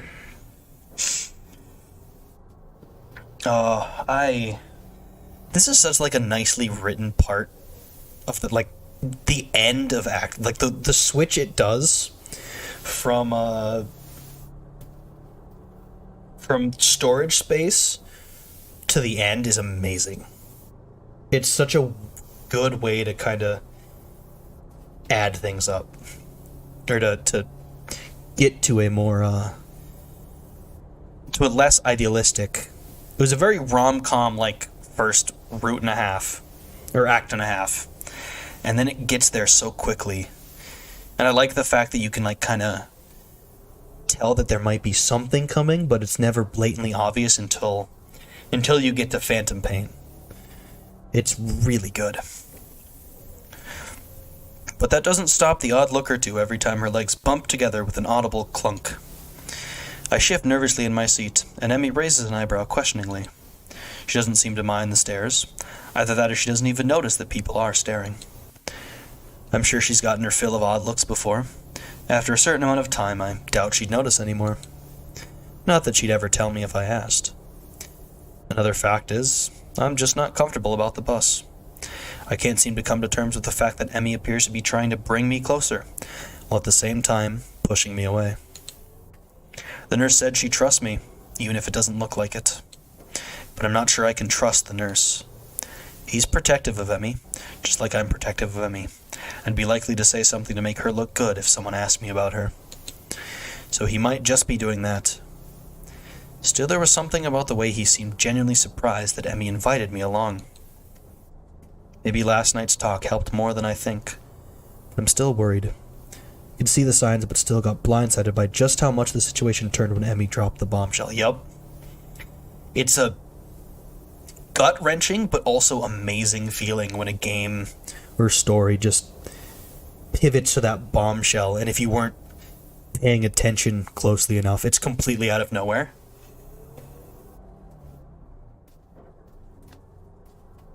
But I completely get why Emmy thinks this way. It's, Emmy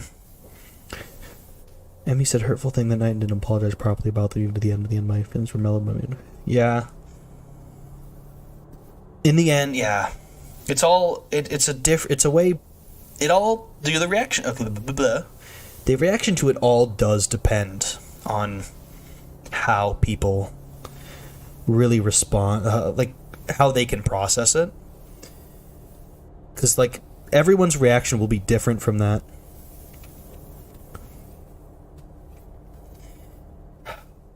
And I completely understand why Emmy like thinks the way she does. It makes a lot of sense. It's the same reason as to why Lily thinks the way she does. That made complete sense to me. Same with Hanako, and Shizune didn't have that kind of conflict. She was just competitive. Like Shizune's deafness didn't actually factor a lot into her story. At least not I don't think. Like it's a little bit. She talks about like she's never able to get really close to people, but in the end it really is her competitiveness that kind of drives the route. In a defensive way, but I can't look for two. Yeah, fair enough. It's that's the interesting thing and the wonderful thing about Katawa Shoujo is that everybody will have different reactions based on their own different lived experiences. And I think that's a wonderful thing about a story that's told so well. Meeting the parents is a big deal, right? Not that I haven't already met Emmy's mother, but that was just as an acquaintance. Now it's going to be as Emmy's boyfriend, with everything that implies. I can feel my heart pounding in my chest, an echo of that snow-covered afternoon that feels like it was so long ago that it might as well be another life entirely. Except then, I didn't know what was going on. I also didn't have medication to help prevent things spiraling out of control. I've come a long way in terms of my physical health, and for the second time today, I feel like I'll be able to live normally now, or at least as normally as possible. Now, if only I could manage my relationship as well as I've managed my heart, I'd be in great shape. Well, we're here. Emmy grabs my hand as soon as we've stepped off the bus. She starts heading down the street almost immediately. Come on, we've got a couple blocks until my place. What? Oh, okay. I follow Emmy down the street, watching her confident stride. She's setting kind of quick pace for just a walk. I guess she's anxious to get there. So, does your mom do this sort of thing often? Nah, not too frequently. Mom's never been much for playing hostess. Oh yeah? Yeah, my dad was always the one pushing her to have people over. This sudden and unprompted reference to her father catches me off guard. From the look of Emmy's face, I'm not sure she meant to mention him. I think I've only ever heard her talk about him once. All I remember is that Emmy's mom told me that he wasn't around anymore. Oh, your mom prefers solitude? Emmy laughs, either from relief that I didn't ask about her father, or from finding my statement actually funny. Not at all. She's why I'm such an outgoing person, you know? She just prefers to be a guest rather than a hostess. It's less stressful that way, or so she says. She does, she mentioned it comfortably. She trusts Hiseo. She's just not letting it on. Clearly she's never had to meet her girlfriend's mother for dinner. Emmy giggles again and speaks in a teasing tone. Nervous, Hiseo? You shouldn't be, you know. It's not that big a deal. Just dinner at my house, that's all. Yeah, but have you ever brought home a boyfriend before? I confess that part of me dreads hearing the answer to this. The biggest thing that irks me about this route is that Hiseo just does not take any... Yeah, he's kind of oblivious to the hints about her dad. I think even my first time around, I put two and two together. And I was much younger than I am now when I first played this game. And even I put two and two together.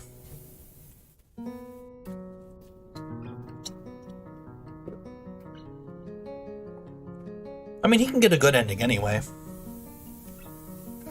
But if he took up the hints, there'd be no drama in this route. Like if he understood the hints, we wouldn't have a route. We'd have a story told to us. I know very little of Emmy's past relationships. I don't even know if there were past relationships. No, I guess I haven't. Hey, maybe this really is kind of a big deal after all. Oh, good. Now I feel twice as nervous. Though to tell the truth, I'm pretty happy to hear that I'm the first one. Maybe we've got something special after all. Gee, thanks, writers. How dare you give us a route instead of a story told to us? Bolstered by this new thought, I've managed to calm down considerably by the time Emmy knocks on the front door. Hey, Mom, open up. We're here. The door swings open and Miss Ibarazaki stands grinning at her daughter. The grin is still surprisingly similar to Emmy's. I'm never going to get used to that. You know, people normally wait for a few minutes before they start shouting at the door. And most mothers say hello to their daughters instead of scolding them right away. Ah, of course. Welcome home, dear. I've missed you. An affectionate hug later, we're inside. It is only then that Emmy's mom seems to remember that I'm actually here. This looks kind of like the kitchen where I grew up. We had that white microwave. Stove was a little bit different, but not too different. We had these in the same place. So this part of the counter is exactly the same, but our counter extended a little bit further. And then the island, we had an island instead of a hooked thing like this.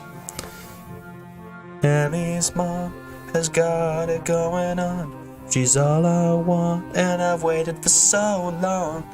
Emmy, can't you see, you're just not the girl for me. I know it might be wrong, but I'm in love with Emmy. It's a good song. Yeah, pretty similar kitchen. We even had the window right above there. We didn't have a second window. Yeah, my kitchen growing up was never this dirty. But again, so this was a little bit further over. Yes, of course I know Stacy's Mom. By Fountains of Wayne. That is a classic, it was on, Rock Band for the Wii. Classic song. An affectionate hug later, we're inside. It is only then that Emmy's mom seems to remember that I'm actually here. And hello to you too, Hiseo. How are you? I'm quite well, thank you. Nice to not have school to worry about for a little bit. Ah, yes, you've finished up your exams, haven't you?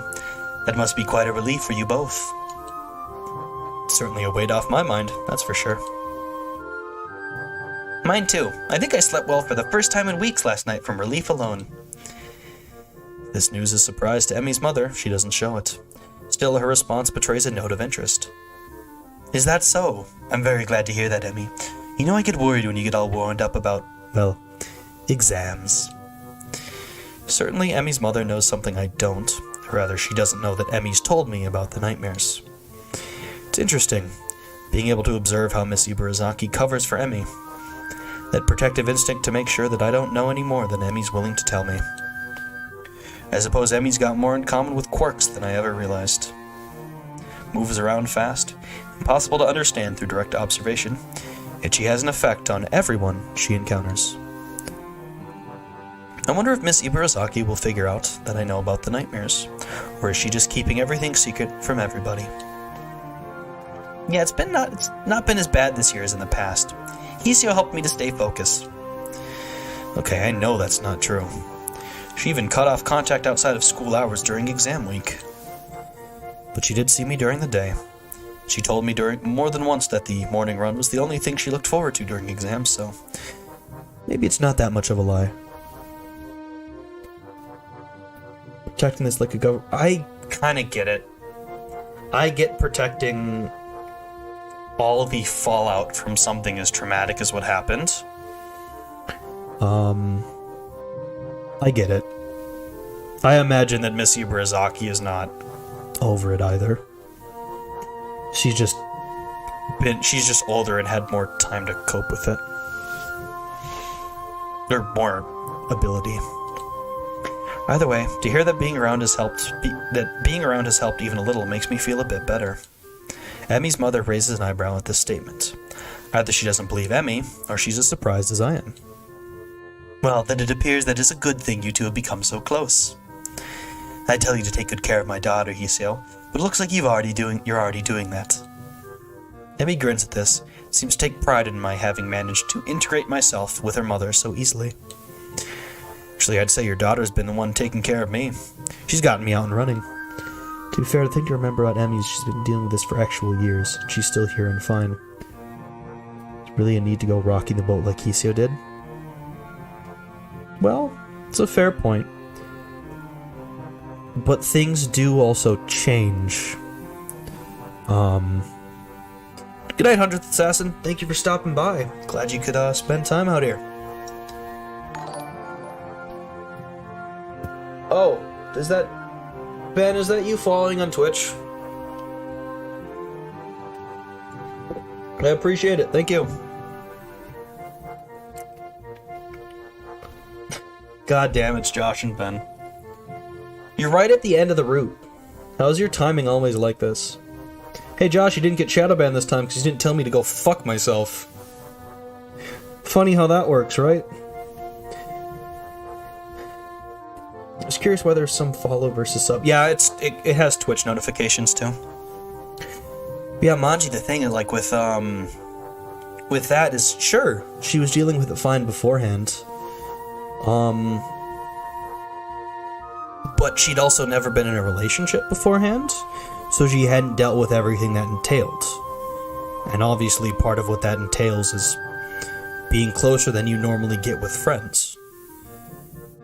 And so this was going to happen eventually, it just happened that Hoshiuta was the one that made it happen. I will be streaming more on Twitch. It's never planned though, so don't expect it, but be looking out. I've probably been more active since meeting her than I ever was even before. I'd actually never thought of that much, nor had I ever even appreciated the humor in it. I wasn't too active before the heart attack. Pickup games of soccer don't really count since they weren't that common. No, Emmy didn't. She said that she's never really had a boyfriend before. So, the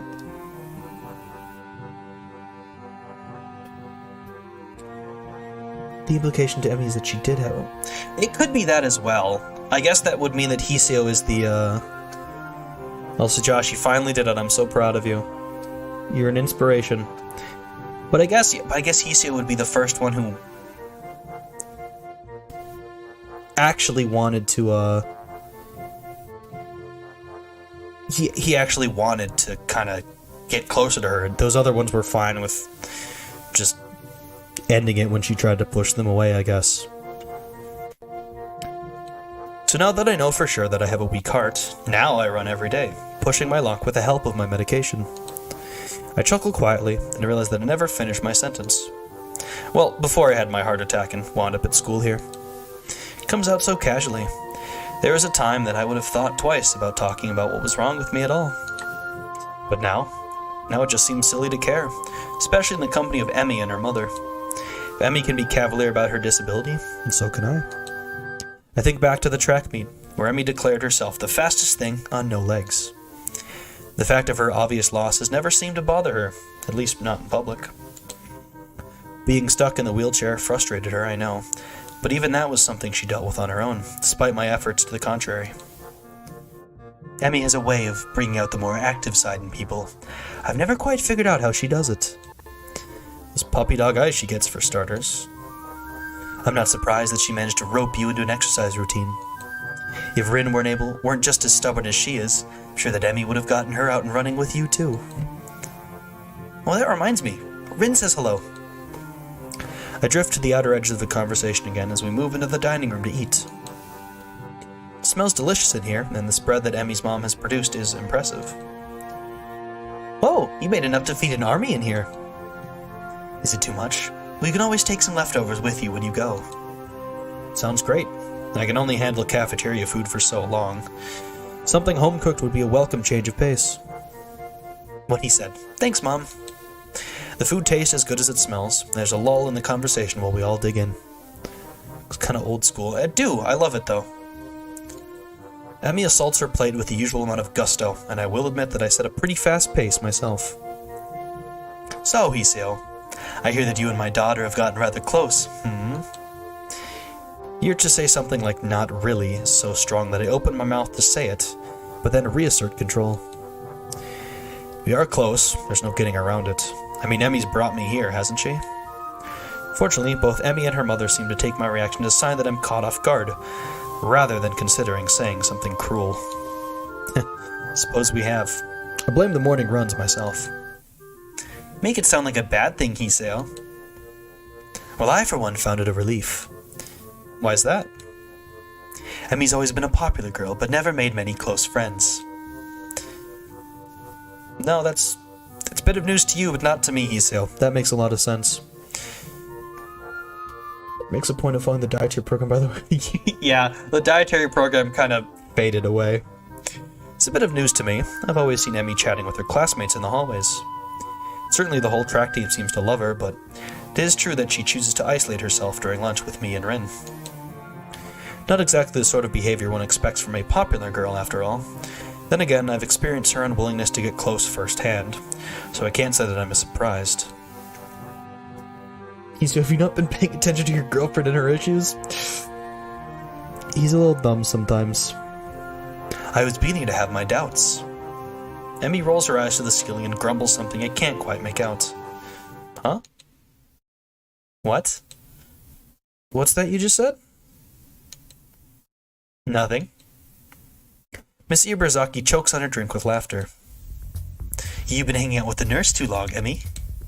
I'm going to have to talk to him about corrupting my daughter. Somehow I don't think that would be very effective. I learned most of it from you anyway, not the nurse. Oh, that face. Getting this face in this setting, ooh, is rough. Rough memories being recalled. Don't listen to her, Hiseo. She's a born liar. Yeah, right. I don't know, Emmy. I think your mother has a point. What? You traitor. Oh, that was Emmy's mother's voice. You traitor, you're supposed to take my side in this. Yeah, but you did lie about your leg after— Ow! A kick in the shins from a unmistakable plastic foot cuts me off, but not before Miss Ibarazaki's eyebrows shoot upwards. What about your leg? It wasn't a big deal, that's all. I just was in a wheelchair for a bit. The last few mumbled words are quickly deciphered by Emmy's mother. I suspect she has experience with this sort of thing, and a worried frown appears on her face. So that's why he kept dodging my calls. Oh, Emmy, I know how much you hate being in a wheelchair. No wonder you've been in such a mood lately. Yeah, she's much happier on her feet, so to speak. Well, of course. She spent long enough time in the chair after the accident. She didn't get prosthetics immediately? No, she had to finish healing up before they let her start the sort of therapy you've got to go through to adjust to those things. Especially since she wanted to run on them. I had no idea. Yeah, it sucked. Oh, did you see Rin's mural at the festival? Emmy's sudden change of topic makes me realize belatedly that she's been fidgeting the whole time her mother and I have been talking. Emmy's mother talking about her not having too many close friends might have felt awkward for her there too. Yeah, probably. Almost definitely was a little bit awkward. Ah, well. I should have figured on her being a little skittish when it comes to talking about the accident. Even around her mother. No, I didn't make it out to the festival, remember? Although I caught a glimpse of it as your track meet. It seemed pretty weird to me. I think that's more or less what she was going for. She talked a lot about it being dreamlike, or trying to make it dreamlike. Rin's art is one of those things I don't think I'll ever understand. It's not surprising. I don't think Rin expects to be understood. I don't know. Will we ever understand Rin's art? Who knows? Next week. That's not surprising. I don't think Rin expects to be understood. She told me once that art allows people to understand stuff they wouldn't understand otherwise, but all the same, she doesn't think it actually works that way. I'm sure Rin is totally fine with never being understood. Yeah, definitely. She's definitely fine with it. There's definitely no problems about it. Next week. I'm surprised that Emmy's talked about this with Rin extensively enough to actually have Rin's opinion, such as it is. Although I expect that Rin could not, if she were so inclined, say the same thing about Emmy's. Next week for sure. Listen, I've been waiting for Rin's route for a little while now. Unless, of course, Emmy is purposely keeping me in the dark about everything, which is likely, but unpleasant to think about. I drift down this unpleasant train of thought for a while, losing track of the conversation. Hey Emmy, I've been meaning to ask. Huh? Are you going to visit your father this year? From the way she says it, you'd think Emmy's mother was talking about the weather. From the way Emmy reacts, it's clearly not the weather they're talking about. She flinches, a slight jerk of the head backwards as if she's just been slapped in the face. It's fun to talk about it after playing, but Emmy's route is the only one after. I highly recommend. I'm 100%ing this game, so I highly recommend doing the same. I dropped my guide down in the description if you want to follow that as well. Can we talk about this later? Her voice sounds brittle, strained. It looks as if she's been severely shaken by the question. It seems that Miss Iburazaki misjudged just how close Emmy and I are. Some things, it seems, are best not conversed about with me around. Her father is one of those things. The accident that took her legs is probably another one of those things. Gee, I wonder if they're fucking related, Hoshiuta. Jesus fucking Christ, man. If her reaction to the earlier conversation between her mother and myself is any indication. It doesn't take Emmy's mother long to realize she's screwed up. Of course we can, dear. I'm sorry to bring it up. I just wanted to ask if I could make plans. It's fine. Don't worry about it. Emmy fidgets nervously, as if embarrassed by her own reaction. I confess that her reaction is confusing. Are we on? Okay, we are still on. Let's see.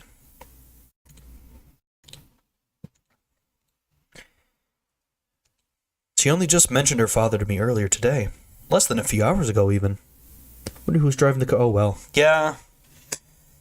Why does a simple question about when she'll visit her father cause such a strong reaction? Oh my god, Hoshiuta, put two and two together!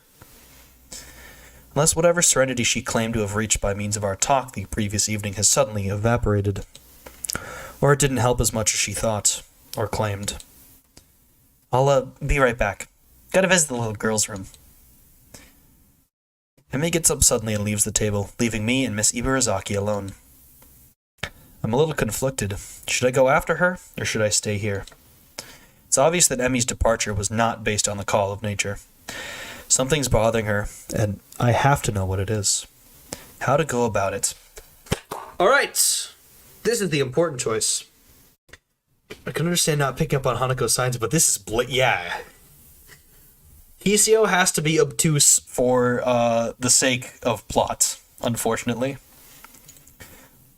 Here's our important choice. The choice that truly does decide. Alright.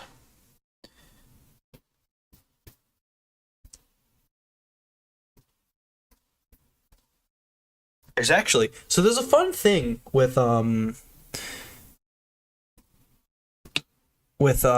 Emmy's route. Yes, exactly. I was just about to bring that up. There's two ways to get the good ending. There's actually a path to get back onto the good ending. I'll show that off, too. Rin doesn't have two bad endings. It's just that the neutral ending fucking hurts a lot. The neutral ending is extremely painful. It's as painful as the bad ending. And I hate them both. And I'm gonna have to experience them. And I might fucking cry again. Ugh. So Trojan, not to tell you neutral end might as well be the worst ending. It's really bad. I hate it. Rin's bad at neutral endings are the absolute two most painful in the entire game. Then I think I'd have to go Hanako's neutral ending, Shizune's bad ending. No. I think I'd put Hanako's neutral ending last. Hanako's bad ending fourth. And then Shizune's bad ending third, because Shizune's bad end hurts so much. But Trojan, yeah, not to kind of tell you how to play the game, but I will be starting Rin's route next Monday. So if you'd like to sort of get a jump on it, no, Shizune's good ending is nice. It just kind of leaves stuff up to the future. But if you'd like to get a jump on it and watch Rin's route with experience already, I'd kind of heavily suggest playing Rin's route through before Monday. Or Tuesday. I guess you could play the Route 2, or the second act won't change too much. Yeah, if you just want to follow along, I that's what I'd absolutely recommend if you don't want to be spoiled.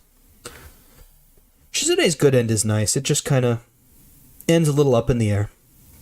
Which I think fits just with everyone's ambitions.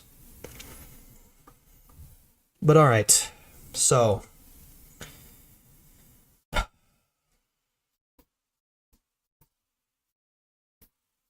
No, fair enough.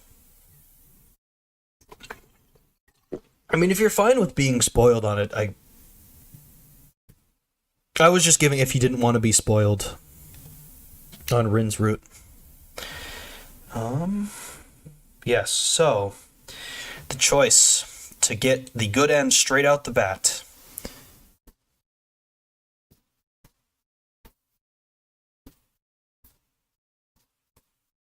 The conversation they had after screwing up here was better than the rooftop talk.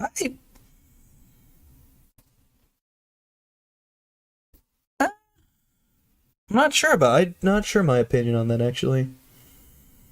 But so yes, to get the good ending straight out the bat, you just stay and talk to Miss Ibarazaki. There's an awkward silence at the table for a while after Emmy dashes off. I can't think of anything to say. Emmy's mother sighs, breaking the silence. Sorry about that, Hiseo. No, I got stuff to do. I have stream plans after I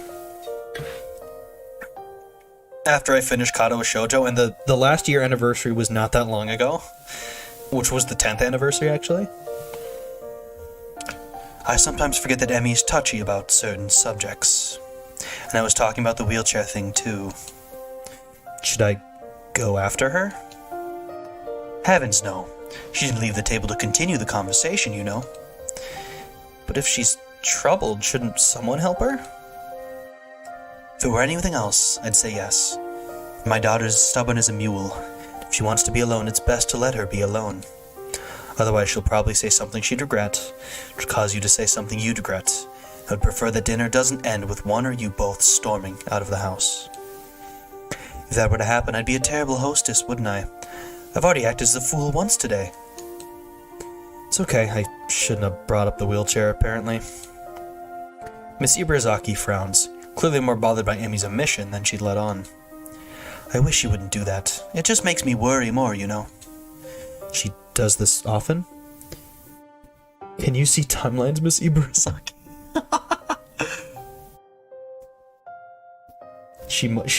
She might be omnipotent. What, running off to the bathroom? No, I can't say she does. Keep injuries from her mother, though. Well, that's a little more common. Every time I catch her lying like that, she assures me that the only reason she didn't tell me, because it wasn't a big deal. If it's any consolation, I'm sure the only reason I knew about it all was because I saw her every day. This elicits a dry chuckle from across the table. Miss Ibarazaki sighs a little, sadly. Still hesitant about getting close to people, huh? I keep hoping that she'll get over that. It's funny, really. She's bounced back so well from the accident in so many ways. I guess some things never really go away. From the looks of it, this whole thing still bothers her, too. She seems to be a little more willing to talk about the accident without Emmy around, though. Hey, I've got a question if it's alright.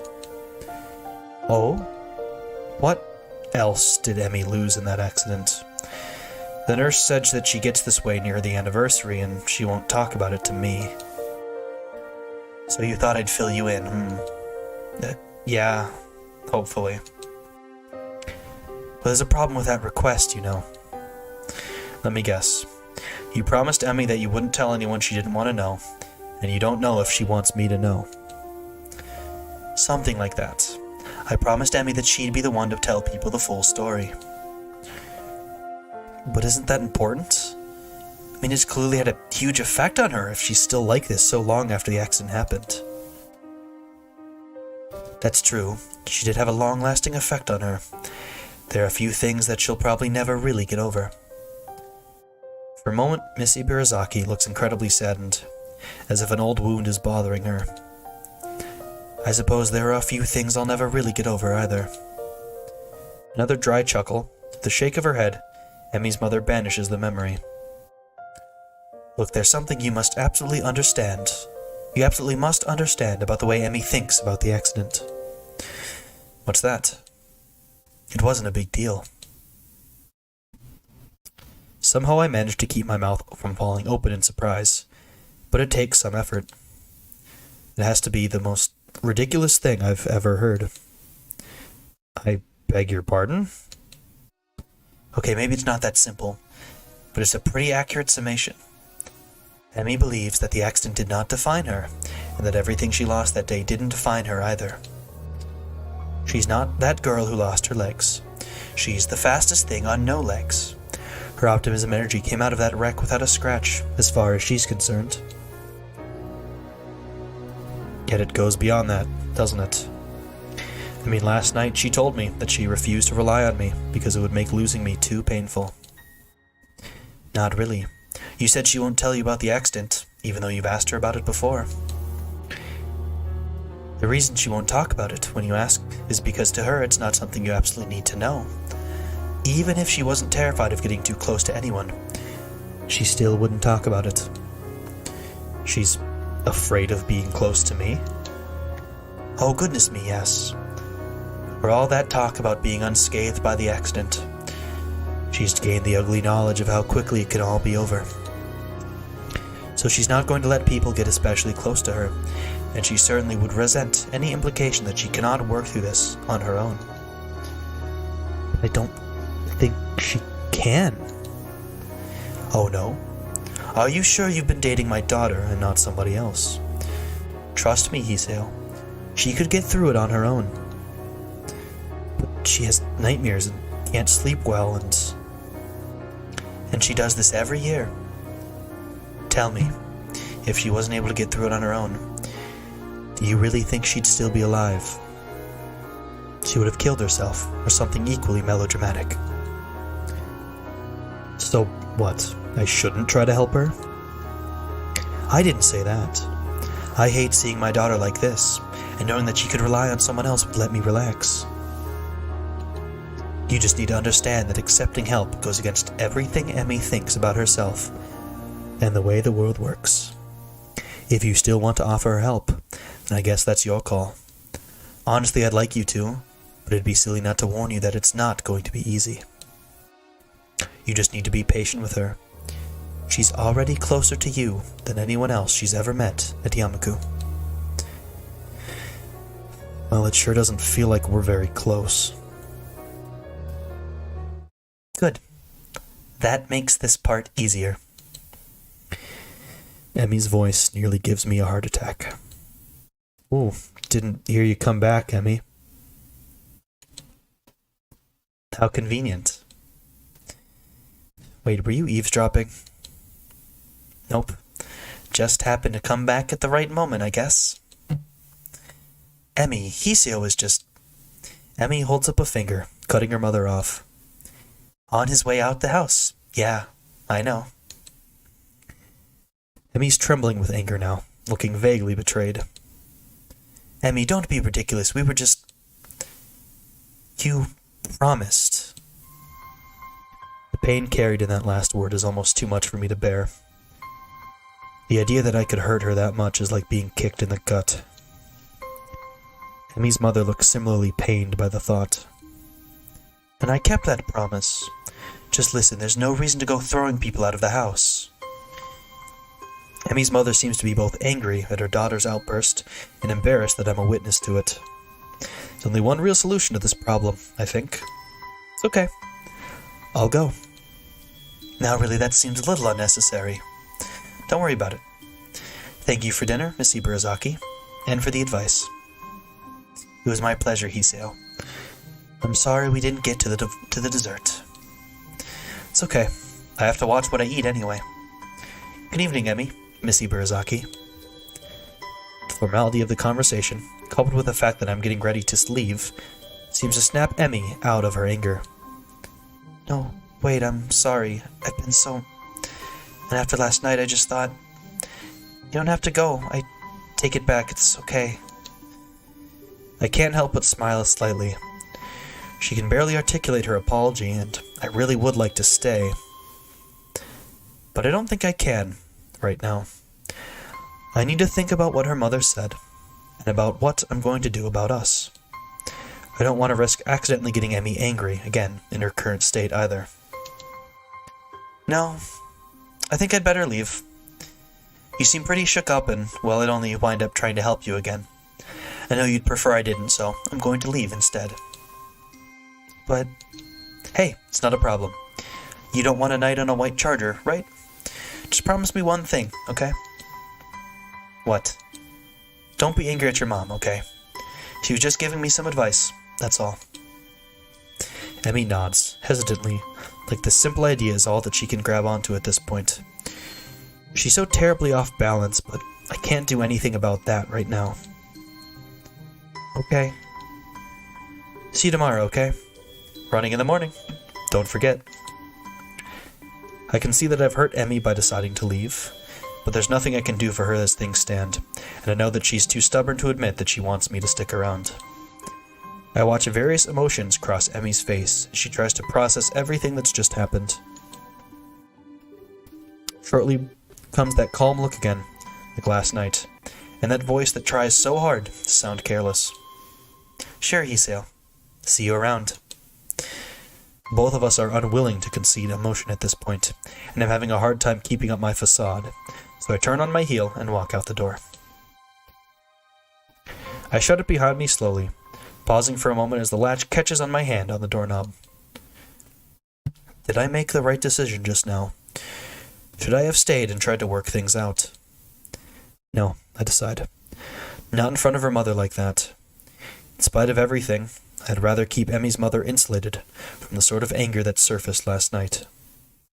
Even though she's probably used to it, some protective instinct wants me to keep Emmy's image as a cheerful girl intact. With a start, I realize my hand is still resting on the knob. I take my hand away, put it in my pocket, and head down the slowly darkening street. I let out a long breath. The wait until tomorrow morning comes isn't going to be easy. In any case, I have to think on what to say to Emmy. I must apologize, and I must get through to her somehow. On that account, something has been on my mind for most of the way back to my room. The letter of apology from Iwanako. I was so concerned about my new life when I received it that I didn't even bother to really read it. Now that I find myself in a similar position, my curiosity got rekindled. What did she want to let me know so badly? If nothing else, reading her thoughts might help me frame mine. The game's doing the audio thing again. It was doing it before the stream. I don't get it. I don't know how to deal with it. I remember tossing it away. Damn, where did I throw that thing? Check under my desk. This turns up nothing, so I look for harder to reach, more unlikely locations. Well, now I know where that lost sock went, at least. Still no letter, though. It's when I try sweeping my arm under my nightstand that I feel something crinkly jammed between it and the wall. I get why he didn't read it. He was still in that mode where he wanted to keep everything idyllic. He was happy with his new life, he didn't want to think about the past. But he realized he's been running away from his past, too. Grunting a little with the effort, I reach for my prize and soon manage to bring it into the light. Bingo. I sit at my desk and spread the crumpled paper open. A flick turns on the table light. Skipping past the empty pleasantries, I look for the point where I stopped reading. Here it is. There are other things I want to say. I'm writing to you because I felt that there are things I should have said after the incident back in winter. I really regret that I wasn't able to say them in person. I have no excuse for it. The truth is, the times when I visited you at the hospital made me worried about you. I'm not talking about your health. You seem to become more distant and disheartened. It was natural after something like that happened, I'm sure, but somehow I got the feeling that you had given up on something back then. Happiness, maybe. Very unthoughtful. I think it's fun to give a reply. No, I agree with his sentiment in other routes that this is not a letter to reply to. Iwanako didn't send this letter expecting a reply, so a reply would feel weird. Giving up on happiness. This sounds unpleasantly familiar. I wanted to somehow express my feelings, but the right words didn't come to me. I couldn't say anything to comfort you. I am really sorry for not being able to support you when I mattered the most, even though I like you so much. At least now, finally, I can be more honest. If I could go back to those quiet days in February and March, I'd tell you not to give up on yourself. That's what I would say. Maybe you wouldn't have drifted so far away if I had just said something. Hope you've managed to get back on your feet on your own. Yeah, only one or two routes where he feels like he should give a reply, and then he realizes, no, it's not a letter to reply to. The way she wrote it, it's definitely not. Like, I can feel very certain, if I got a letter like this, in the situation that he said, I would not reply to it. It's not something you reply to. It's an ending in itself. You don't try to turn an ending into a continuation. Replying to it would just feel like you're trying to get the last word, and that's not the feeling you want to give off. But she already ended it herself. She doesn't expect anything. There's no need to reply to it. She doesn't expect anything. Nobody gets anything out of a reply. That kind of route would feel super weird, I have to say. She wanted to open up communication. She would have contacted a method set up easier, like a phone call. Exactly. She would have given something to contact easier if she wanted more communication. She sent it as a letter to be final. I think that is exactly her point, is that she wanted to end it at this. Now that the distance between us is also physical, it also feels more final somehow. I wonder if we'll meet again. Perhaps it's for the best if we don't. Still, if you'd like to respond with me, by all means, write me back. I'd very much like to hear about your new school and how you are doing. I wish you all the best. Sincerely, Iwanako. It feels so final with this. Feels more final somehow. Perhaps for the best if we don't. It's added on as an afterthought. The still is an afterthought. Like, this sentence is everything after the question mark, complete afterthought. Yeah, it doesn't use much modern methods, but I think it's kind of the point. Having modern things would just make the game feel a bit weird, I think.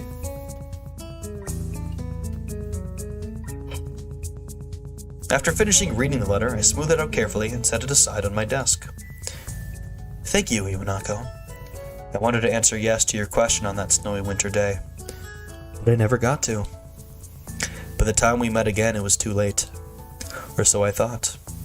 What would have happened if I had behaved differently back in that dismally sterile hospital room?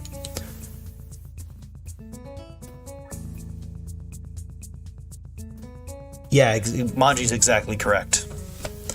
The more modern things you go for, the more out of date it becomes. Yeah, but I still feel like what's said in Shizune's route. If she wanted a reply, she would have sent it in a less slow communication style. She would have sent an email. Or she would have included an email or a phone number. Zenetsu, have you ever seen... I have not seen Izuku, but welcome to the stream. I'm glad you stopped by, even if we're nearing the end. I don't really watch anime, to be honest. I read manga, but I haven't even read Demon Slayer. Kimetsu no Yaiba. No point in wondering now, but there's no point in trying to forget, either. I am who I am because of all that happened to me, and all I look forward to experience. present, future, and past. And the past may have just taught me an important lesson now. That is a good note to end it on.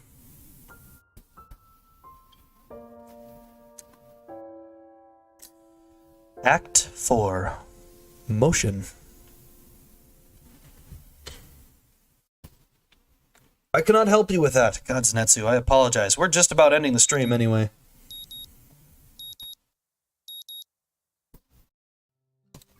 Alright, a swing and a miss.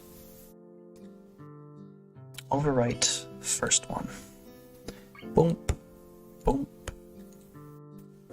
There we go.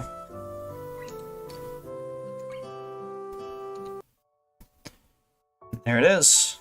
All of Emmy's CGs. Give me a goddamn apology, Emmy, you better. We'll see. I know you already know, but yeah, so super short route next time. Spoilers. I think what happens is better. That's for people. Alright, good luck. So yeah, next stream, which will be Saturday. Not next stream, but next Katawa Shoujo stream. We'll first take a look at the bad end, because the bad end starts here.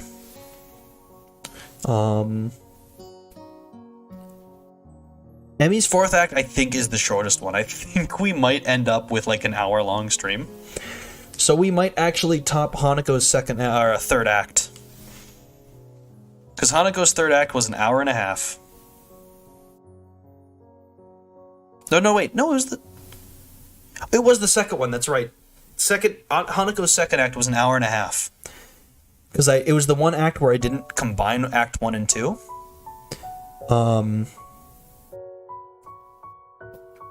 So, Hanako's first actual stream was just her act 2, and it was only an hour and a half. But yeah, we've got 5 scenes. 6 if you count, instant replay. That's what this one's called, by the way. We go and take a look. We only got 1 new CG.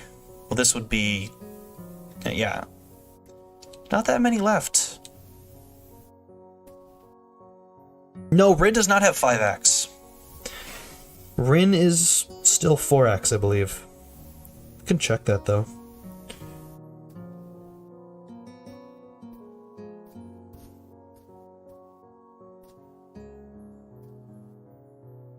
Act 4 motion. Yep, 4 to 6. Lily's Path is really good. I'm a really big fan of Lily's Path.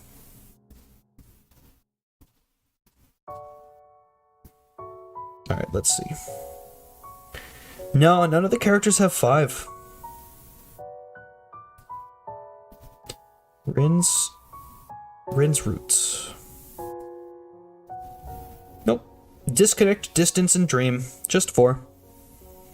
Counting Act 1.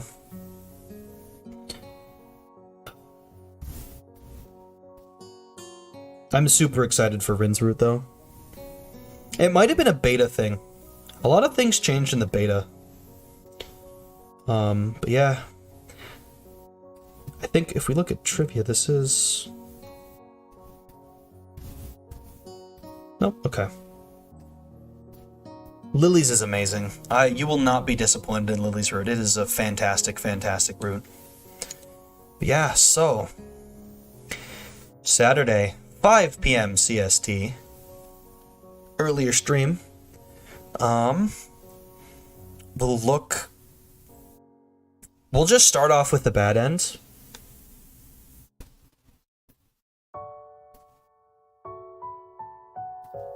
Somebody else sit down and finish Shizune's route. You haven't finished Shizune's route? Maji! Maji! The hell, man? It's such a good route. I love Shizune's route. It's wonderful. Can't believe you. Disappointed. Not quite. I need to make more time. Okay, fair enough. Lily's route is fantastic too. It is. That was the last one, so it's still kind of fresh in my mind. It's so beautiful. No, you don't gotta play yours first. Some things make a little bit more sense, but you don't have to play them. You have to play them in order. Or in that order. I played them in order, but in that order, but it doesn't really matter. It's nice. Yeah, we'll start off on a real sad note.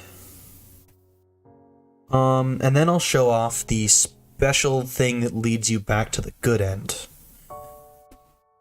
Just about halfway through Shizune's, so I want to properly finish it. Oh, okay. Yeah, I like Shizune's route. I like all these routes. They're all wonderful in their own special, beautiful way. I love this game. This game's amazing. I've said it like 50 million times playing it. But I love it. They're fantastic. And we're winding down. We're winding down. It feels crazy to say.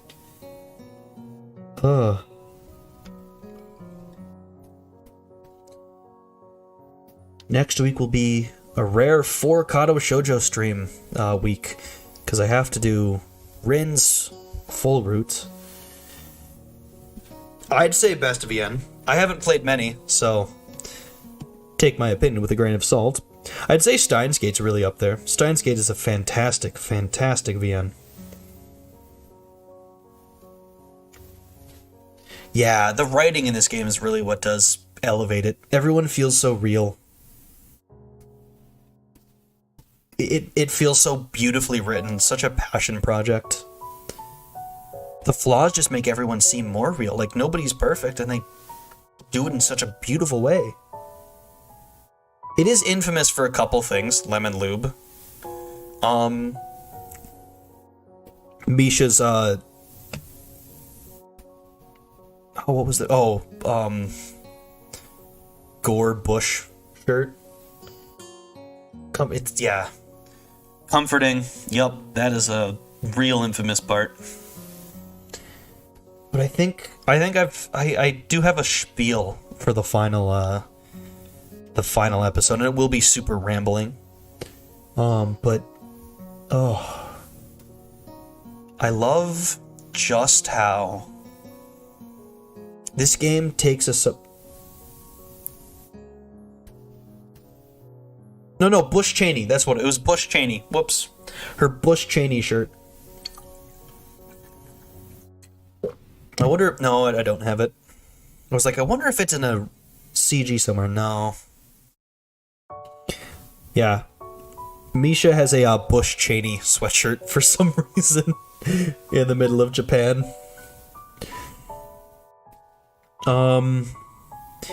Yeah, it'll be a bit rambling, but I do think I love. Well, I don't think. I love how this game, it takes such a subject that is so under-discussed, and people, like, really shy away from it, and it tells it in such a real, human, beautiful way. Like, you don't see things that talk about disabilities. As a whole, like, you can see it, especially getting to America. There's not a real kind of care shown generally for people with disabilities. And for a game to take that topic and present everything in such a real, beautiful, and respectful way is incredible. It does it so with such a respect for what it's discussing, because it's a sensitive topic, but it pays the issues very close care, and the game is just better for it. Like, the game is amazing for it. I was so struck by it. It's fantastic. I just adore this. Alright. I think we will pop to here. I'll close out the game. Turn on the BGM so people aren't sitting in silence. Back to some Red Velvet's favorite song in the game.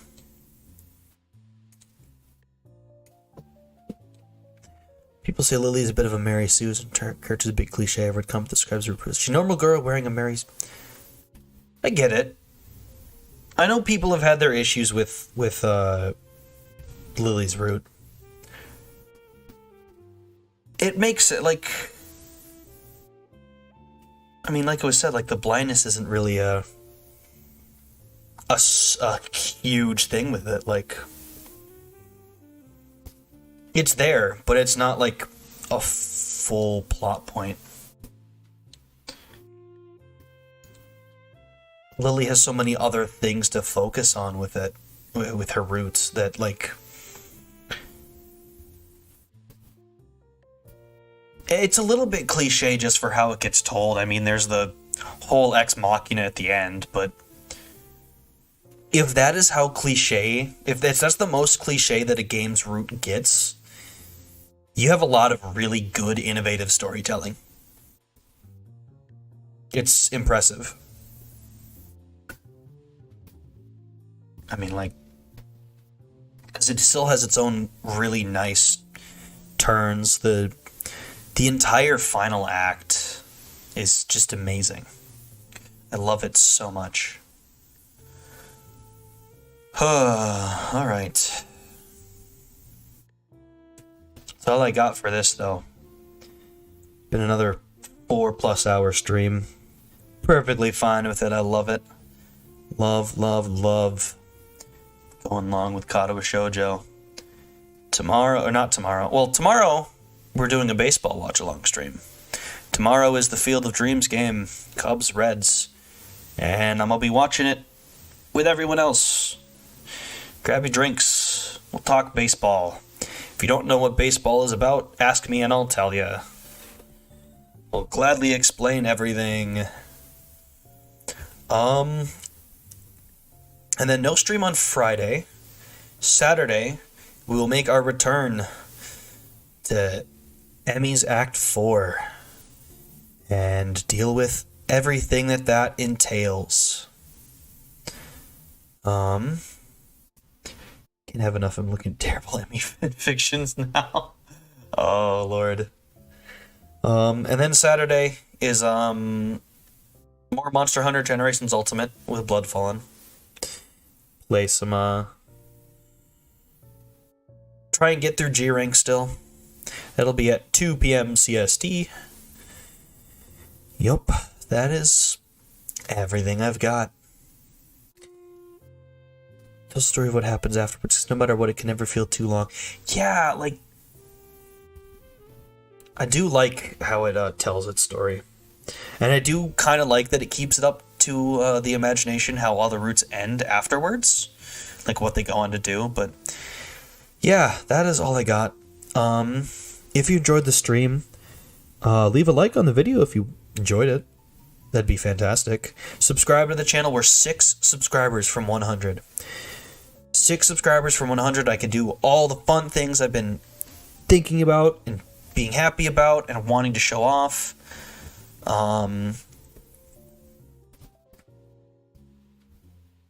Hit the bell to know about the next streams as well. Yeah, 6 subscribers away. I so want to get to 100. We've been flooding around the 91, 94 mark. I hope we can get there.